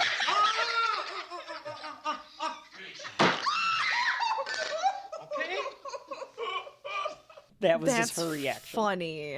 And then she screams laughs. She screams and yeah, laughs. They're screaming and laughing. And Randy and Ralphie are both like fascinated by this duck. Yes. And the old man goes, I thought, almost to the credit of the family, because they're just like, this is weird. These Chinese people are strange. Instead of being like, okay, like, let's just get through with it. The old man goes, yeah. And they like they all applaud. Yeah. And they're like, let's do this. And then the owner's like, okay, bring out the rest of the food. And they all like applaud, like, yeah, dinner is here. It is very cute. And they're just like good food and family and everybody's having a good time. The way that adult Ralphie even describes it is like, we'll always remember that Christmas as the one where our family discovered Chinese food. Did you ever have duck? No, because I've heard it's like dark meat, and I'm not a big fan of dark meat. Oh. I've heard people like it. My husband had it, and I took like a bite. It's actually pretty. It's good. Yeah. He likes it a lot. He would love to get another duck, I think, is what his ideal was. The way that you phrase that makes it sound like he wants to like domesticate a duck and then eat him like Homer ate Pinchy. Oh my god. Well, I meant like he probably wants to cook it himself is what I'm thinking. No, I gotcha. I We want to get a duck and then eat it. I'm gonna have you fall in love with that duck, and then you're gonna eat that duck. I've heard it's very good. I don't eat delicacies enough to be like, oh, I'm gonna get the duck at a restaurant ever, because I've always heard like it's more dark meat, so I probably wouldn't like it as much. And I just don't go to fancy enough restaurants on dates or anything like that, where you would get a duck and be like, oh, we're getting the duck. I suppose. That night, a peaceful snow is falling, and the mom comes, because she must have just put the boys to bed. Right. She turns the lights off, and the old man is basking in the glow of the tree, and the parents enjoy a nice snow fall on Christmas night. They're just kind of both together and enjoying the beauty of it. And it pans to Randy with his Zeppelin. He's holding it as he sleeps. Still. A Zeppelin! And Ralphie's holding the BB gun. They're both smiling as they sleep. And he says he had received the greatest gift he had ever received or will ever receive. I don't like the last line. I kind of wish it would have just ended on that. Just the quietness of it? Yeah, like he just says that's the greatest gift I had ever received. Yeah. Because he then says something about like he was dreaming about getting hip shots on the ducks that they were like eating at Christmas. Mm. I didn't like that line as much. Like he should have said that first and then said like, yeah, you know, I was hitting the ducks with the greatest gift I had ever received. Like if it would have ended with the greatest gift I'd ever received, that would have been the way to go. Right. I agree.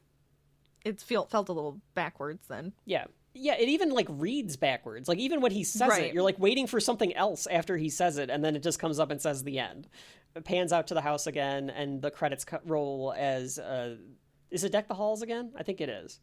And a happy new year. Oh, we wish you a Merry Christmas. Wish you a Merry Christmas. Okay, yeah, that makes. Sorry, I had to like sing it, and then I couldn't remember what it is. Yeah, a lot of use of classical music intermixed with the score too. There's like beats from Hamlet. There's beats from Peter and the Wolf to kind of give it that classical flair as well. They actually, you can't plan to be a classic like this, but like by intertwining it with all of those old scores too of the time period or before like classical music, it amplifies it to be timeless as well, even though it's set in a very particular point in time. But that is the end of A Christmas Story. Well, Rachel is yawning, so it's almost time to go to bed so that Santa can come. So Rachel, it is that time of the show where I will turn it over and I will ask you, does A Christmas Story have shelf life? Would you like to go first, or do you want me to go first? Entirely up to you. I can give you my opinion. I feel like you want to. I'm curious about your opinion, honestly, right, so I'd like to hear it. Yeah. Okay, so as I stated, at the beginning, the first 20, 30 minutes or something like that, it was losing me at first. It was losing me. But for some of its flaws, damn, the Christmas parts of this movie are just so perfect. The vignettes, some of them are very funny. I think that the acting is good. I really like the narration. I think that adds a lot to it. I think that they get the feeling right and they get the tone right. And it gets you by the end. There's going to be something about it that will get you. And the more scenes that do and the more vignettes that work, the more that you'll be attached to it. Mm-hmm. For me, the dad especially, I don't know if that's just because of my age, or you just like kind of like feel that, because like now, like as a kid, you'd be thinking of Ralphie, but like now you're thinking of like the entire family or the dad. Right. But all of it does kind of work. And by the end of the movie, I had a giant smile on my face at like 11 o'clock at night whenever I was watching it by myself in my house, making me feel like emotional. It feels like Christmas. Right. It is great. It is kind of great. It's a great movie. So I did not regret that purchase by the end of it. I truly thought it was great. It really did make me feel nostalgic in a good way. It does definitely bring that out a lot. For your own life, for the movie, for the lines, for the scenes, for those moments, it makes you feel happy. And sometimes, even though that nostalgia can be bad for you, sometimes with something like this, that's enough to make it truly special. And I think that this one is one of those where like it is special. So it absolutely has shelf life for me. I definitely agree. I feel like the way it's written and like the way it actually like is brought out, where there's the narrator and it's just like a past story of like, this is a Christmas that I had. I'm like just wanting to share it with you. And I liked the dynamic is it the dynamic? I like the family dynamic. I like how they actually like work well together. Like their relationship is actually really nice. And yes, you have like all those nostalgic moments where something feels like a past Christmas that you had, or it feels just like, oh, I just like this part, it makes me laugh, or like something like this. Like there's a lot of endearing moments to it that just kind of bring you back and just make you smile. And yeah, I agree. I feel like it's just a very warm and inviting movie, and I definitely would put it on the shelf. I didn't know what to think when we were going to necessarily watch this one, because I thought, like, I wonder if a lot of it is tied into just you see it all the time, so then it becomes ingrained. Yeah. So, like, you just know it. But it does work. It does really work. I will say, even like growing up, I don't think this wasn't one of my favorite movies growing up. It definitely wasn't. I never was like, oh, we have to watch this. It was just always on. And I feel like it was when I got older and actually watched it that it's like, oh, I already had so many Christmases, you know? So now it's like, okay, now it just feels intermixed. Yeah, moments. I feel like I can actually appreciate it more. Yeah. I wouldn't say that this is like one of my top Christmas movies or like Christmas watches necessarily, but I think it absolutely needs to, if you enjoy it, I think it needs to be on your shelf. There's so many moments in it that are just going to live forever. Yeah. That if you do enjoy those, you kind of have to have them. You just like have to have it there if you want it. Like it has to be part of it. It has to be part of the posterity. It'll never go away. The asteroid is going to hit the Earth and no one will be around, and somehow Christmas Story will still play. It'll still be Christmas playing. Day. Yeah, absolutely. All day. Or we'll be, headed out to Saturn on that centrifuge. I listened to Interstellar we'll be out on that centrifuge, and they'll be playing Christmas Story on Christmas. Oh yeah. It's just the way it happens. Absolutely. There's going to be a planet where it's just perpetually Christmas, and it's always Christmas Story. Yeah, absolutely. So that was A Christmas Story, directed by Bob Clark from 1983. Rachel, cross it off the list. It is on the shelf.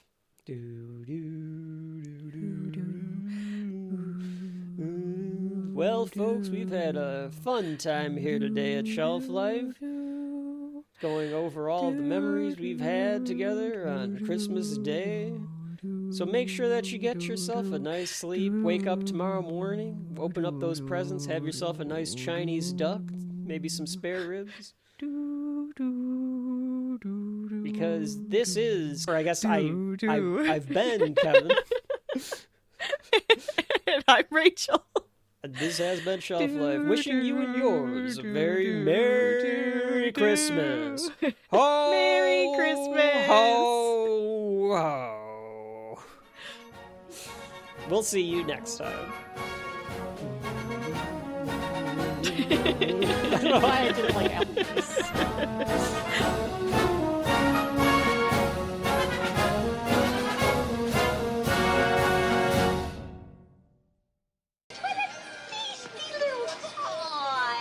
Don't bother me. I'm thinking.